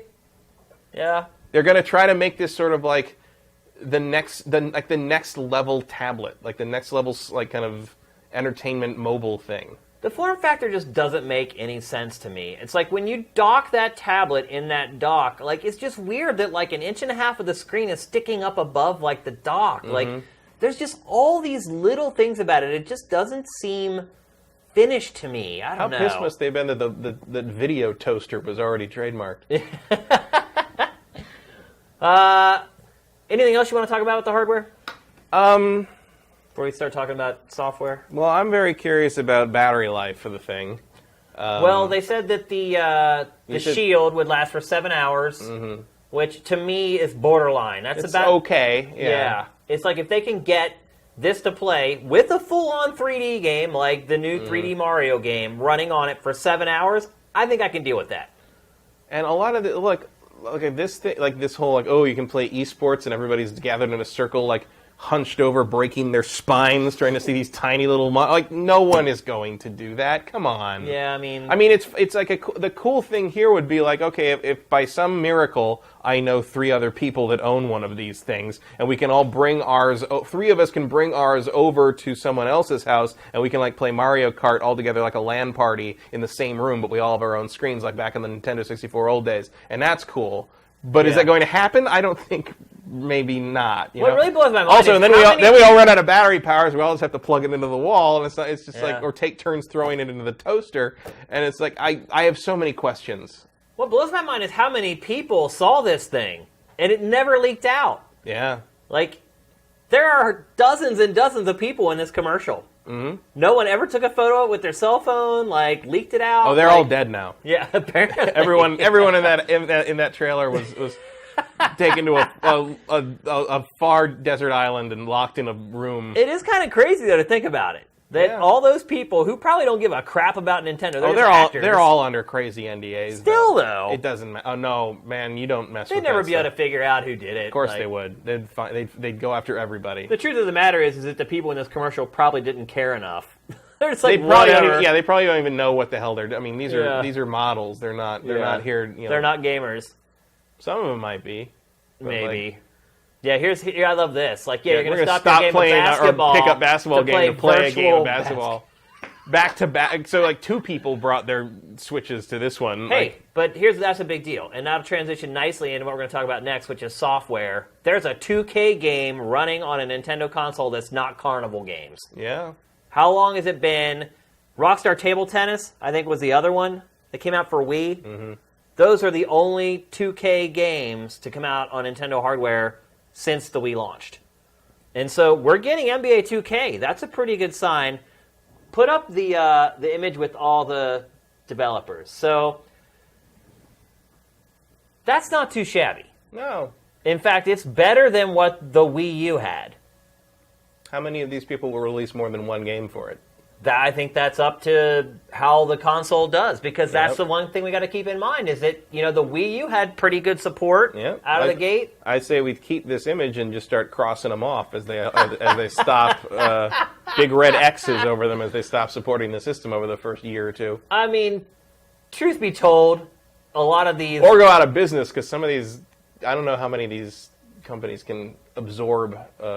a mediocre performance. I mean, let's be honest. They've padded this list pretty significantly here. First of all... You're not waiting for the big AAA release from Autodesk? Yeah. Well, I was hoping it would come from Silicon Studio first. Or Fmod. Or You Bite Us. Or Web Technologies. What? See it at the bottom right? Oh, yeah, Web Technologies. And they misspelled Technologies. But what? It's GYS. They have it there. Should be. I think it's just Web Technology. Oh, I thought there was an S. I think that's like a rights reserve it's a symbol. trademark symbol. Yeah. So, I mean, this looks impressive at first glance, but when you really start looking at it, you start to realize that some are cool. I mean, it's good to see From Software on there. Mm-hmm. It's good to see Platinum on there. It's obviously, as I mentioned, good to see 2K on there. Bethesda is good to see on there because Bethesda never did anything for Wii U. No. I mean, that probably is the most telling logo on this splash, is that Bethesda is there. That is a really, really big deal.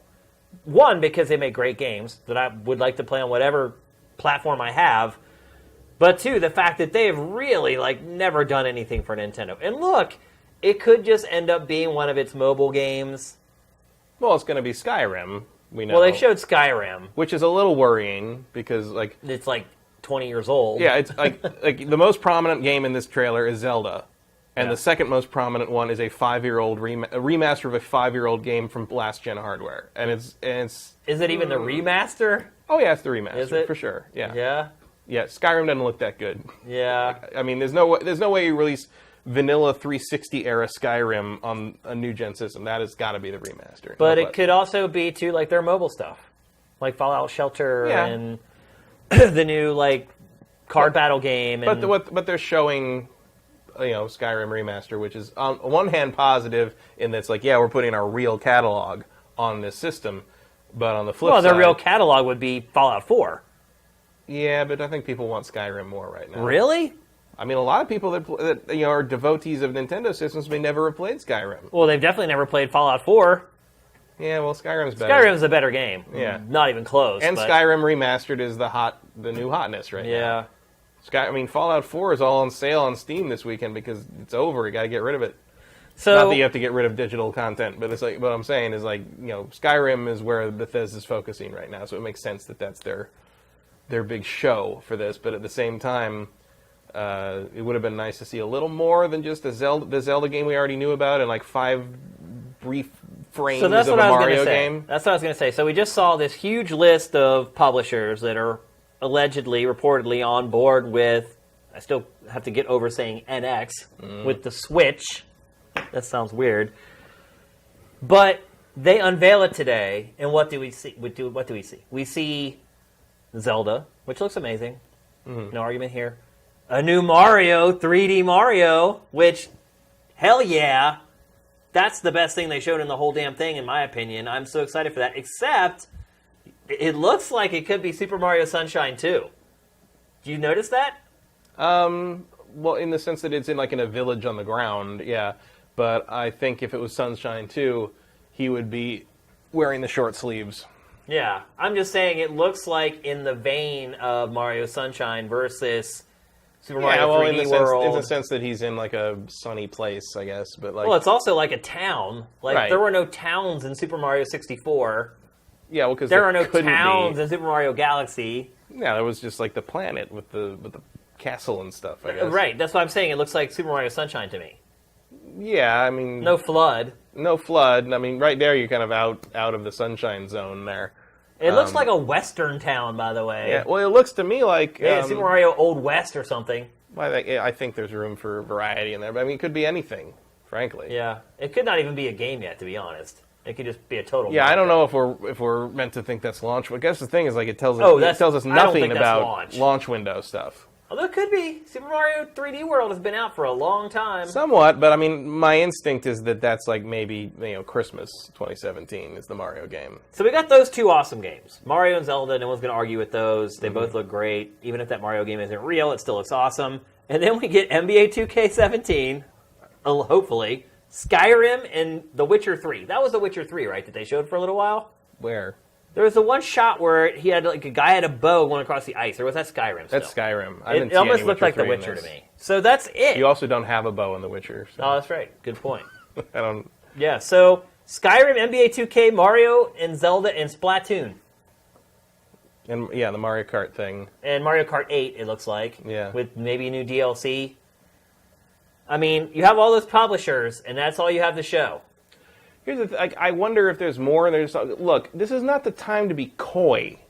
You know, like, we are 5 months out from this thing, according to the March 2017 slate at the end of this trailer. Right. By this point, with almost every other system in existence, we had a release date, a day we knew we were going to be getting this thing. Yeah. And they're still just saying March 2017, and we don't know launch lineup beyond Zelda. We don't know, I mean, presumably Skyrim will be launched too, because that comes out next month.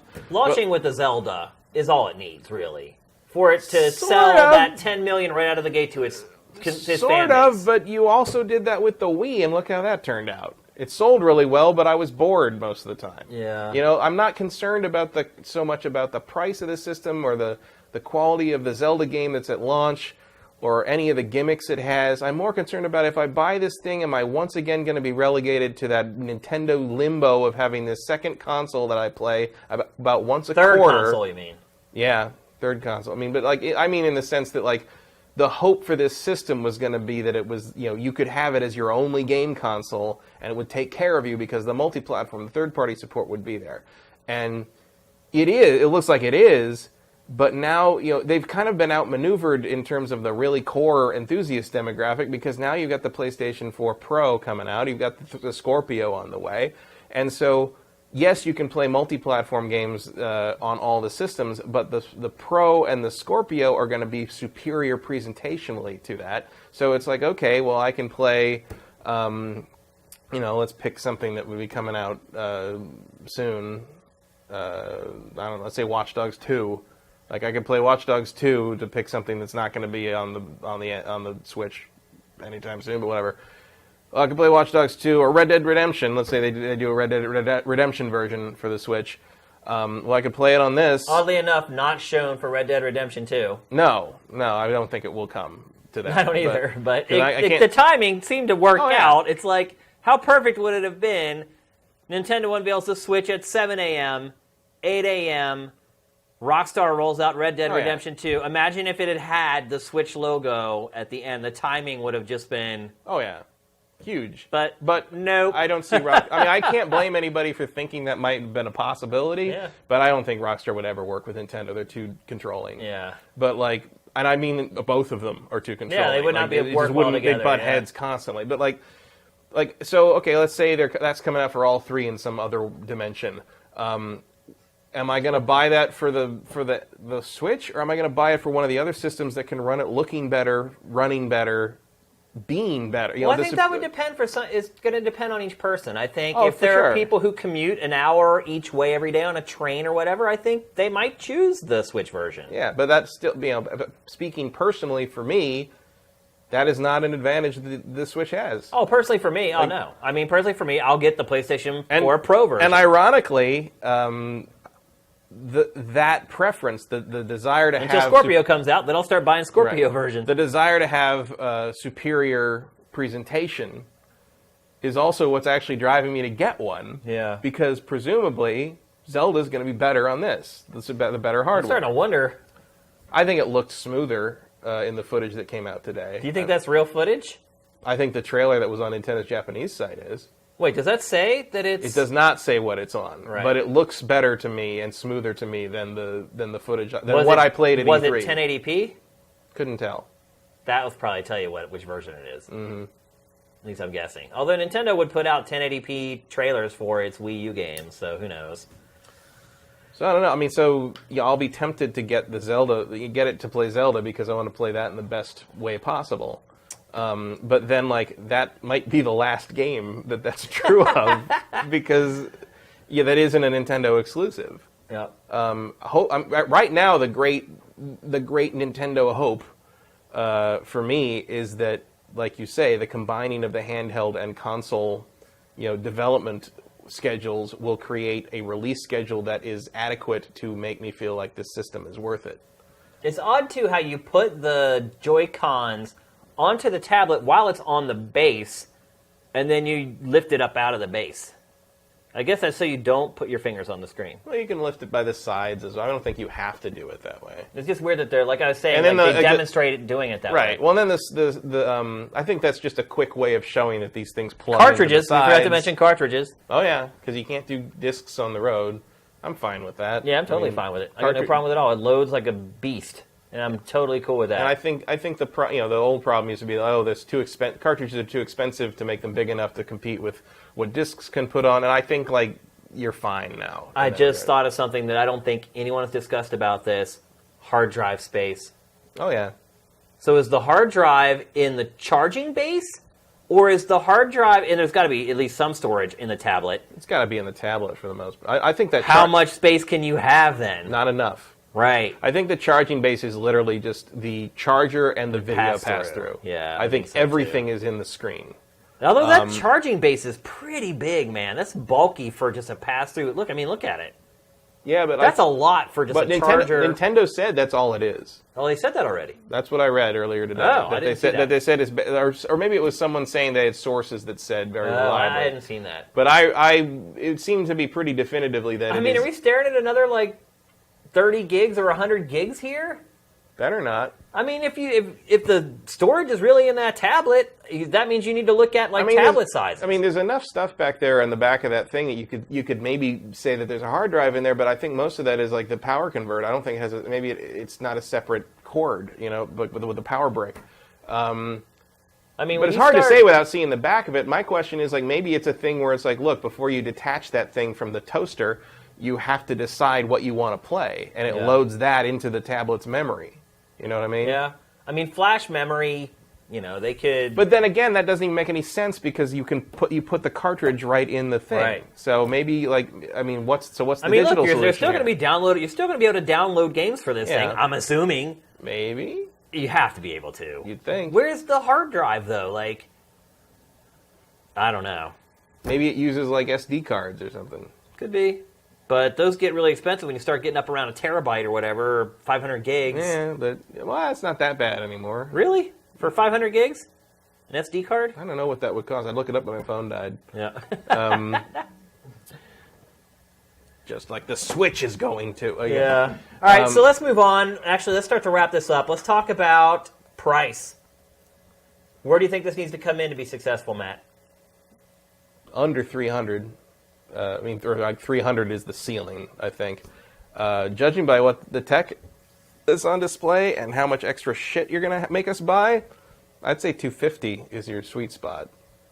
I don't know if that's possible. I don't know a whole lot about the pricing on what is going to be in this thing, hardware-wise, but it seems feasible to get it down that far. There's not a whole lot happening here that seems particularly shocking, and it's not a huge tablet. It's not a lot of functionality there. And if that toaster really is just a pass-through and a charger, that's not a really complex piece of machinery, so it shouldn't add too much to the cost. I saw some people wondering if there was going to be a way to buy it without the toaster, which seems like you'd want to buy it without the primary gimmick. That's like just buying a handheld, basically. Right. And Nintendo will not do that. No. That's the whole point, is you switch back and forth. Right. Some people just are maybe looking to just try to buy it as just a handheld. Yeah, well, I'm looking to buy it as just a console. Yeah. So we're all just going to have to suck it up and bite the bullet and pay for the part you don't want. Pretty much, yeah. And that is a good point, actually. That is actually a good point. Is that some people are going to be forced to pay for something that they don't want. Mm-hmm. Some people only buy Nintendo handhelds. That's the cost of being a hybrid, basically. Yeah. I would say anything over 300 is total doom. That's crazy. I think the sweet You cannot price this higher than the PlayStation 4 Slim. No way. Period. No way. The sweet spot for this, honestly, is $200. If Nintendo really wants to be successful with this, it needs to sell it at a loss, and it needs to get hardware out there. How much does the Shield cost? I don't know. I didn't look. I should have looked that up earlier. I should have, too. I didn't either. But $200 to me, sweet spot. $200 to me would be a no-brainer purchase on this, no question. Yeah, I feel like that feels low.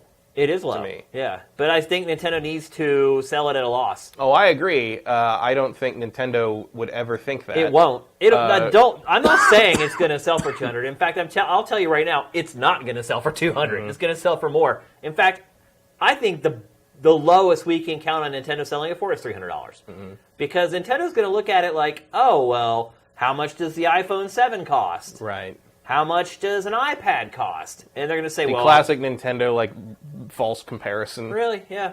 So, that's what it is. It's like when we complained about how there were no games for the Wii, and then Reggie was all incensed at Jeff Keighley for asking because, oh my God, you got Animal Crossing. And it's just like, I don't think you know what we're asking. No, and he didn't. No.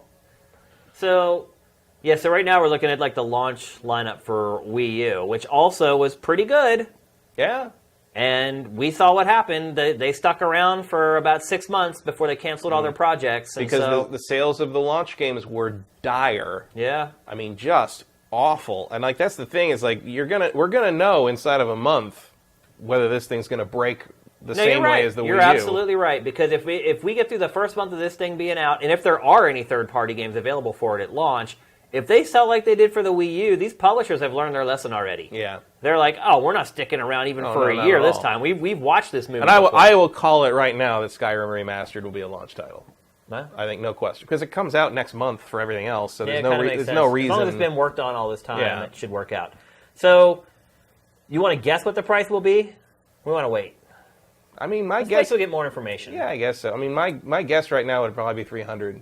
Just like I would hope it would be less. Yeah. But like my pessimism about Nintendo's pricing of things, because the other thing is like this system seems custom designed to sell me extra shit. Yeah. You know, extra add-on stuff. Well, that Bluetooth thing I was talking about, that's also to work with Amiibo as well. Right. So like so to drop that price a little bit so I can afford to get a couple extra things. Because whatever you pay for this, you're going to pay another $50 for the controller. Oh yeah. Because no one's going to want to play with that weird smashed up thing. Right. And does it even come with that? I don't know yet. Or is it just the toaster? It doesn't appear to. I mean, if you look at like the hardware, it doesn't look like it's like slid in there anywhere. I mean, I'm having flashbacks of like when the Wii came out and you had to buy an extra Wiimote and then you got the nunchuck and then do you want the Pro controller? You want the extra classic controller and you want the now here's Motion Plus. Motion Plus. Maybe you want a little condom for the Wii controller. We didn't even bring up no motion controls. Oh yeah, they're gone. So how is the Wii backwards compatibility? Is there even any backwards compatibility on that? I don't know. It's starting to look like it's not.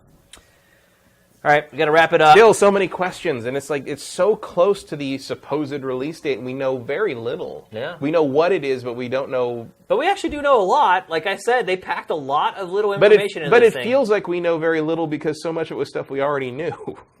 It's like we got little details about how the controller fits and what it looks like and how small the damn thing is, and that it's got a little stand that comes on the back for the airplane tray table and all this stuff. But it's like, and they've got everybody who owns one apparently lives on rooftops. I don't know what I'm getting out of this that I couldn't have already guessed from the rumors, and my whole reaction to it is like, bro, it's 5 months away. You need to tell us some stuff. Well, and I don't know when they're going to do that now. You know what? I think that grip does come with it because otherwise, like it showed you when they put the Joy-Cons on and lift it off, the TV goes off. Right. So I feel like, I would like the ability to be able to play with the tablet and still see it on the TV screen at the same time. You're not going to get that. It doesn't appear so. No. It showed her right there, take it off, and the screen went black as soon as she did it. Right there, you can see it again. Because we're digging up all kinds of little stuff. See, that's what I'm saying. This video is jammed full of stuff. If you start paying attention to the details. I thought that was super obvious. Oh, yeah. Like, I thought I could take it away just like the Wii U. No. Why would you think that? Because I have a console that already does it called the Wii U. But that's clearly not what they're doing. Every time they remove it from the thing, it goes off on the TV. Like that's the only shot that shows it. The hardware is in the screen. Like it can't run without the hardware that's in the screen. So if you don't plug it into the dock, the TV has no input. The Wii U is doing that in reverse right now. It's sending the information from the Wii U out to your tablet. But this is not the Wii U. They already have that tech. But there's nothing to send it out to because all the hardware. There is no Wii U controller for this. It's all the system is in the screen. But we don't know that yet. There could be hardware inside the dock. There is not. You don't know that yet. You're just guessing. Well, You're guessing. Not really. I mean, if there's hardware in the dock, then how are you running the game when you take the thing out of it? I mean, also, if they were to make it work that way, in that case, you're downgrading the game when you're playing it on the go, and that defeats the purpose. But look, if it does work that way, where you take it away with the tablet, with the Joy-Cons, and the screen does stay on, that solves the backwards compatibility problem with two screens. No, I don't think it does. I don't see why how not? Because it shuts off right there. Yeah, it shuts off. It does every time they show. If it doesn't every time they show him take it away, the people take it out of the dock. It turns off the TV. Right. I'm not saying it does it. I'm saying if it did do it, it would have solved the problem with backwards compatibility with the Wii U and the 3DS. Right, but then I think you're stuck with two separate sets of hardware in the dock and in the screen, and they don't want that. They want it to be identical no matter what you're playing it on. Because otherwise it's not a switch, it's a downgrade. But what I'm saying is, whatever tech is in the Wii U gamepad, so it's just reversing it. So you have all the tech in the tablet now. Mm-hmm. So now, instead, you're sending the information with that same technology from the tablet to the receiver in the dock, and then that sends the video feed up into your television. See what I'm saying? You're just reversing what the Wii U did. It could, but I'm pretty sure it's not going to do that. Yeah, I mean, based on that trailer, it looks like it doesn't. So that's just more. Basically, that's more cost to add to the thing. Yeah. For something that it sounds like they don't seem to care about anymore. Apparently not. Maybe they just want to forget the Wii U ever existed. I wouldn't blame Nintendo. Hard for to blame them, but also it's like. That's so weird that they would even they've done so many remasters, especially of the Zelda stuff. They're doing a upcoming Skyward Sword remaster, and it's like, what's the lifespan on that thing going to be? Yeah. Well, especially because that thing also uses motion controls, which apparently this doesn't have. And that game is built on motion control. Yeah. And I didn't see a sensor bar anywhere in this. No. So, I'm glad there's at least a little mystery. It'll give us something to ponder. And that's a paradigm shift for sure. Maybe they should have called it the Nintendo Paradigm. Yeah, that's a better name than Switch, in my opinion. I come from the old school where I like Genesis and all this. I thought the Saturn. Yeah, I thought the Saturn should have been called the Exodus to keep with the biblical theme. Right. But then you're stuck with nobody wants to play the Sega Leviticus. Right. It's like, all right. There's so many terrible rules in this system. I don't know what it is.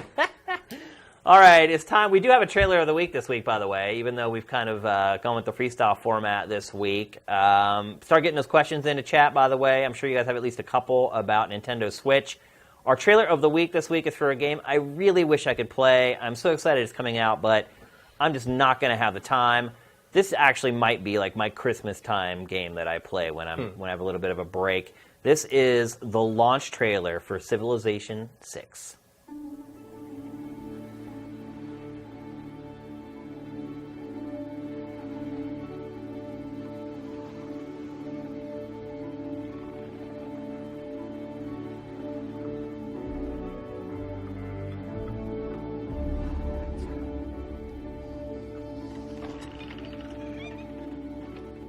You're plotting a new course again, aren't you? The currents before us are ever changing. We must adapt and press forward if we are to see our journey's end. And how will we know when we get there?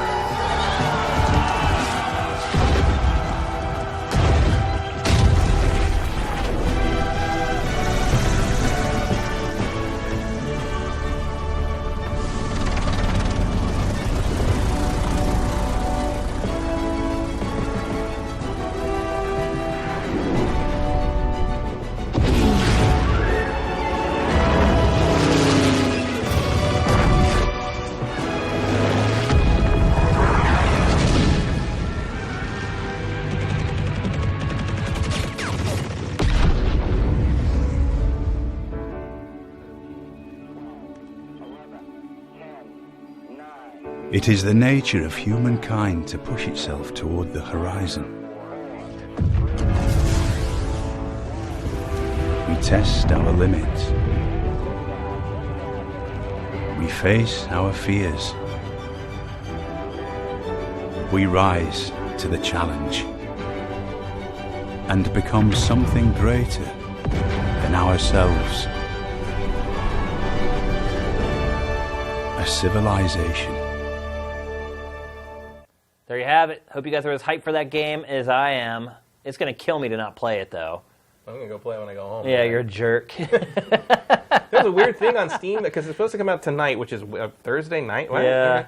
Or like Friday. I guess Friday. It's Friday. It starts, That's actually been happening. It's Friday in Europe. Yeah. But like, there was a point at which, like, right before, this afternoon, I was looking at it. I was 6 hours to unlock. I'm like, well, it's not going to be unlocked in time for the show, so I guess.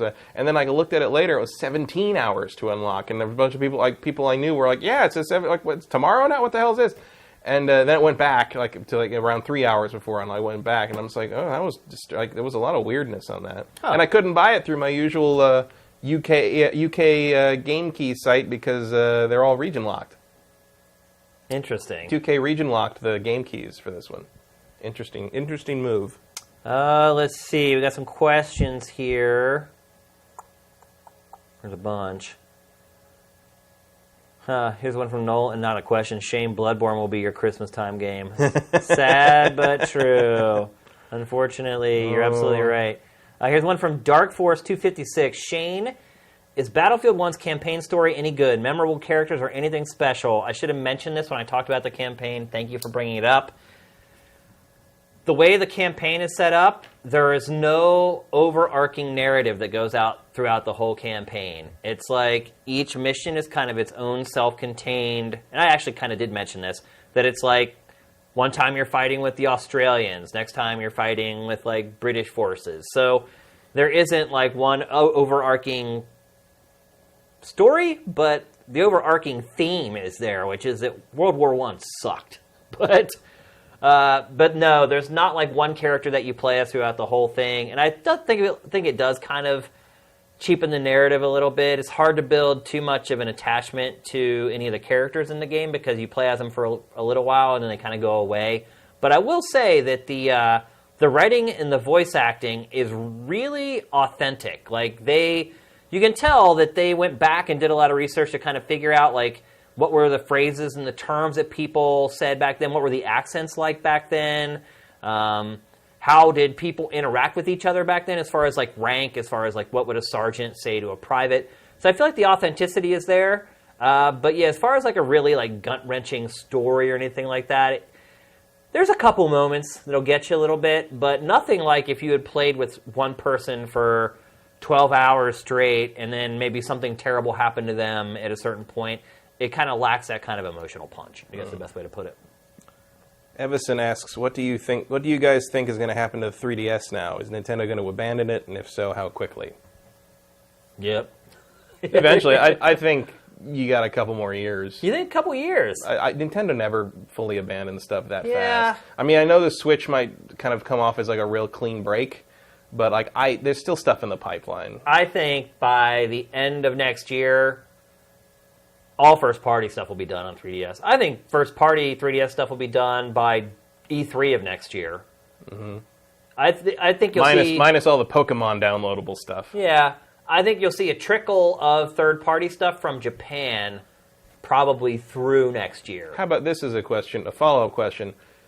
So Sun and Moon is about to come out. That's a big deal for 3DS, but then here we've got this new system that theoretically makes the 3DS obsolete in terms of their new strategy. Yeah. Do you think there will be a way to either play Sun and Moon on the Switch or to transfer your data to it to kind of carry it all forward? I think it could be both. Because you're kind of in this new... Because you're starting a new generation of Pokemon, right? You had the previous generation was Omega Ruby and Alpha Sapphire and X and Y, and now like Sun and Moon is sort of this new generation, and to sort of step off of that 3DS platform that fast when it just came out...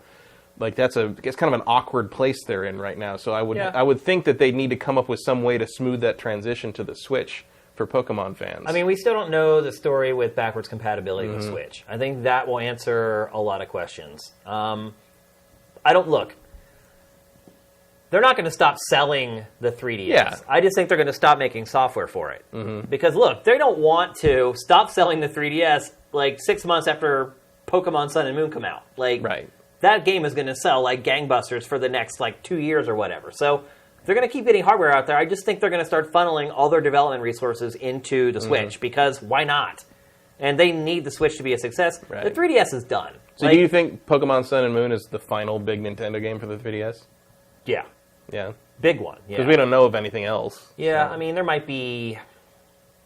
No, I think that's probably the last big one. I can't think of anything that would be in the pipeline that wouldn't have been diverted to Why the Switch. wouldn't they? I mean, they Right. should try to get away from the 3DS as quickly as possible as far as creating software. And I feel like they probably already have. Yeah, just because you need to fill the release schedule. Right. And, yeah, I mean, Sun and Moon is going to sell like gangbusters, and it'll probably be like the console swan, or the handheld swan song. Well, there was that Pikmin game? There's a Pikmin game coming out for it still. Like, I think basically all the stuff that they just announced in that Direct, like a month and a half ago, I think it was. That's the end of it. That's probably the last run of first-party 3DS stuff. Whenever all that stuff's all done, which will probably be Around June, E3. E3 of next year, that's when it'll be done. I think you'll still see Japanese publishers will probably release 3DS I think games. third-party support will continue through 2018. Oh, yeah. Maybe even further. We'll see. Yeah. But look, if Nintendo makes it easy for itself or for third-party publishers to port things from the 3DS over, and if they were smart, they will, to port stuff from the 3DS over to Switch, then you might see, first of all, you'll have a huge library right out of the gate with all the 3DS stuff. I mean, it's a smaller screen, so it's not going to look terrible. It makes sense. And in theory, you could just sell another add-on that is literally the touchscreen. Yep. That would be really dumb, but yeah, you could. I mean, the 3DS, the DS has a large enough legacy that, I'm sure they could work out something, or they could even work out something sort of like a Super Game Boy kind of thing, where it's a lower touchscreen, as in the TV or the tablet would be the top screen. You've got a lower touchscreen. Maybe it's smaller. Maybe it's cheaper. You can plug the controllers into it, and it accepts DS and 3DS cartridges. But let's be honest, Matt. I mean, it may already. I mean, that cartridge slot, we didn't really get a good look at it. It may could be multi-use. It could. But, I mean, if you really think about it, like, the 3DS, the last couple years, most of the games haven't even really used the touchscreen or the second screen. Not too much. Like, most of them you can play with just a D-pad and buttons already. So, and that's how I like it. And and that's why, over time, it's gone to... like the 3DS and the DS, like that whole functionality has kind of become irrelevant over time. So. Although I admit, one thing I like about the Pokemon games is the fact that you do not have to go to a separate menu screen. Oh yeah, I mean, look, I like it. Definitely, I like a lot of that stuff, but it can be done without it. I guess is the best way to put it. From Burko, Sifted Games, would you honestly buy Switch if you? I'm guessing he's saying weren't involved in the industry. Does it appeal enough to you to sell you on it in the middle of a console refresh? Yeah, I mean, yeah, I would buy it. Zelda would probably push me over the edge for it. I'll buy every Nintendo console until Nintendo stops making consoles. I almost didn't buy the Wii U, so I can't. You only got it, a year ago? A year ago. Black Friday a year ago, next month. Yeah. I will always buy Nintendo consoles until I have arthritis so bad that I can't play video games anymore. That's pretty much when I'll stop buying Nintendo consoles. That's the irony is, like, I buy Nintendo handhelds forever, but the handheld experience has been so defined by that dual screen situation that, like, I think they're moving into a very different world now with this, and I wonder if that's going to appeal to me the same way. How many Phoenix Wright games am I going to get on this thing? I don't need any more Phoenix Wright games, to be honest. I like Phoenix Wright. I liked it the first, 4 times. What are the Professor Layton games going to look like? Nothing? I don't know. I mean, they just announced another Professor Layton game for 3DS. Yeah, with his daughter and all that. Yeah. But, that's the thing is, one of the things I liked about the 3DS and the DS library before it was all the kind of smaller, quirky things in the kind of in the pre-indie game world, before that became a big thing. You kind of got your quirkiness quotient out of the DS lineup, and I wonder if they're going to be able to justify that kind of those kinds of projects on the Switch. We'll see. Here's one from Vin Hill. What's up, Vin? What do you guys think about outlets reporting on both 2K Sports and Bethesda declining to confirm whether their respective games were in development for Switch? Here's a quote. While we are not confirming any specific titles at this time, we are pleased to announce our partnership with Nintendo and support the Nintendo Switch. So no Skyrim or 2K17. For now, are you worried? No. No. Nintendo would have never shown that stuff if it wasn't already That's the locked. usual, like, oh, we can't talk about it yet, but we will talk about it when Nintendo's ready to announce all this stuff thing. Those games are on that system. They are coming, yeah. Nintendo never would have shown those games if... Just legally, Nintendo never would have shown those games. Like, just for saving face, one, but for two, just for legal purposes, you're not going to show a game running on your system that is not coming to your system. Because that is false advertising. It is. Yeah, exactly. In a year... We could actually sue them. We could get a class action lawsuit and say, hey, it's just like what happened with Sony with the whole Linux thing. Mm-hmm. It's like, hey, you said I could run Linux on this thing. It worked for a month. You took it away. Now Sony owes $55 to every single person who tried to use Linux. Woo! Yeah, so if you had that pays for rigs. Yeah, so if you so if you had a PS3 Fat, I don't know if you know this or not. I don't know how often you visit Sifted, but if you have a PS3 Fat, you can get $55 from Sony, provided you tried to use Linux on it at least once. And if you did that, you're good. So I did not. Because who gives a shit? I don't know how they prove it. But I don't know how I proved when I bought it. At that point, I don't have that receipt anymore. Yep. Here's a quick one. Is it Pot 2 or Potty 2? Pot 2. How long do you guys think till PS5 comes out? PS5? Yeah, in 3 weeks? I mean... Not wrong. Yeah, I mean... PlayStation 4 Pro is PlayStation 5. You think one day they're going to have a PlayStation 5. I mean, when they name it? Yeah. I mean, the better way to ask that question is, when do you think Sony will finally name a console PlayStation 5? And I don't think there's any way to predict that. Probably not. I would guess 2019. PlayStation 4 Pro will stick around for 3 years, probably. 2020? I think you'll see... I can't even believe that I just said 2020. 2020. In the year 2525, if man is still alive. This world is not what I thought it would be for this year. When I was a little kid thinking about, like, the 2000s. No. It hasn't not quite reached my dreams, but it's pretty close. There's self-driving cars, kind of, right now.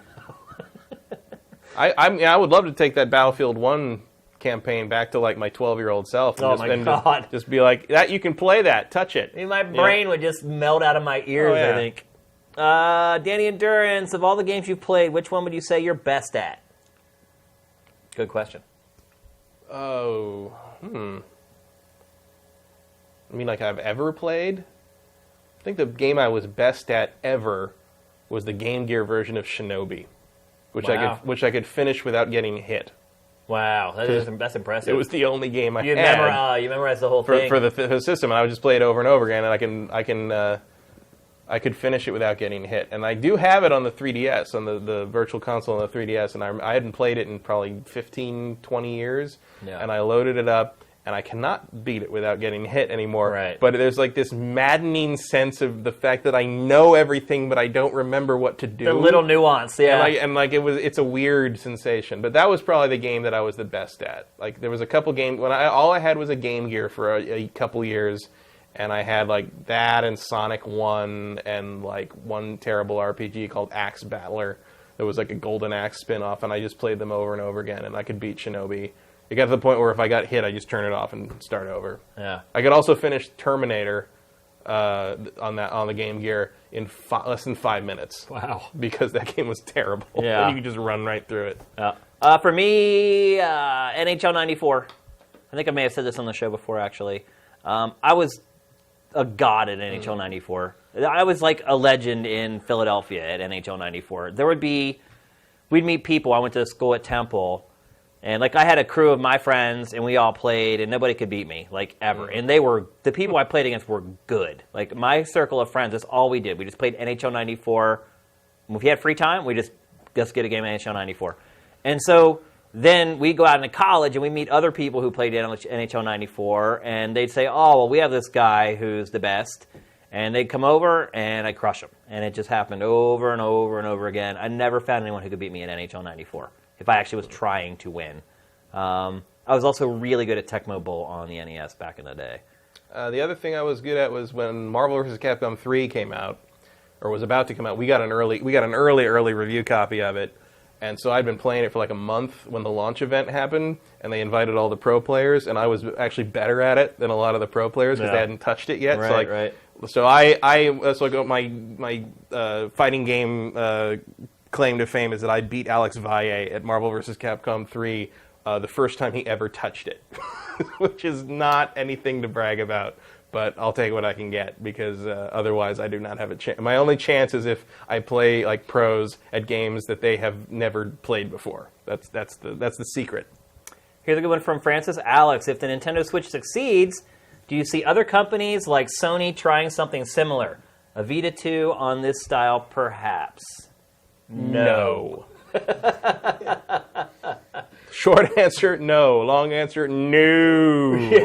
No one's crazy enough to do it. If it doesn't work, no one's going to bother. If it does work, no one's crazy enough to take Nintendo on at their own game. I mean, if you look back, though, Sony did try to rip off the Wii. Oh, but Sony's ripped off Nintendo a lot look, through the years. The Vita and the Move controller, I think, have taught them. No, you're right. Vita destroyed Sony. Yeah. I don't think it wants to get back in that race. It's I already gotten out of mobile phones. I think they learned their lesson. I think they consider themselves lucky enough to have figured out another thing to use the Move controllers for and sell them to us for an obscenely inflated price for the PlayStation VR. So, I don't see them even trying to compete on that level.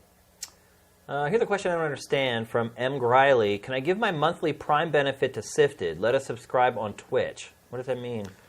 Like Twitch Prime, the tie-in with Amazon, where I guess you get some kind of... I'm not clear on how it works. Yeah, I don't either. I know the basis of the story, but I don't understand what you're getting at there. Sorry, man. Or woman, if you're a girl.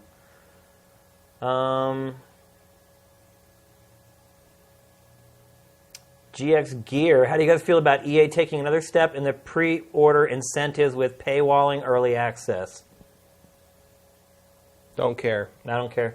Like, if you want to pay extra money to play a game 4 days early, go for it. Yeah. I really don't have a problem with it from either end. I don't have a problem with EA charging it. I don't have a problem with you doing it. If you want to pay the cash, go for it. If there's a market there for EA to do it, totally fine. I can see why some people may get salty because they're jealous that someone else is playing the game early and they don't want to pay for that privilege. But that's capitalism, brother. Let's see. 2 more. We got to go. I'm getting hoarse from talking. Nolan Ellerick asked what my team was on Marvel, I guess. I think it was Dante, Chun-Li, and Deadpool. Day one technology.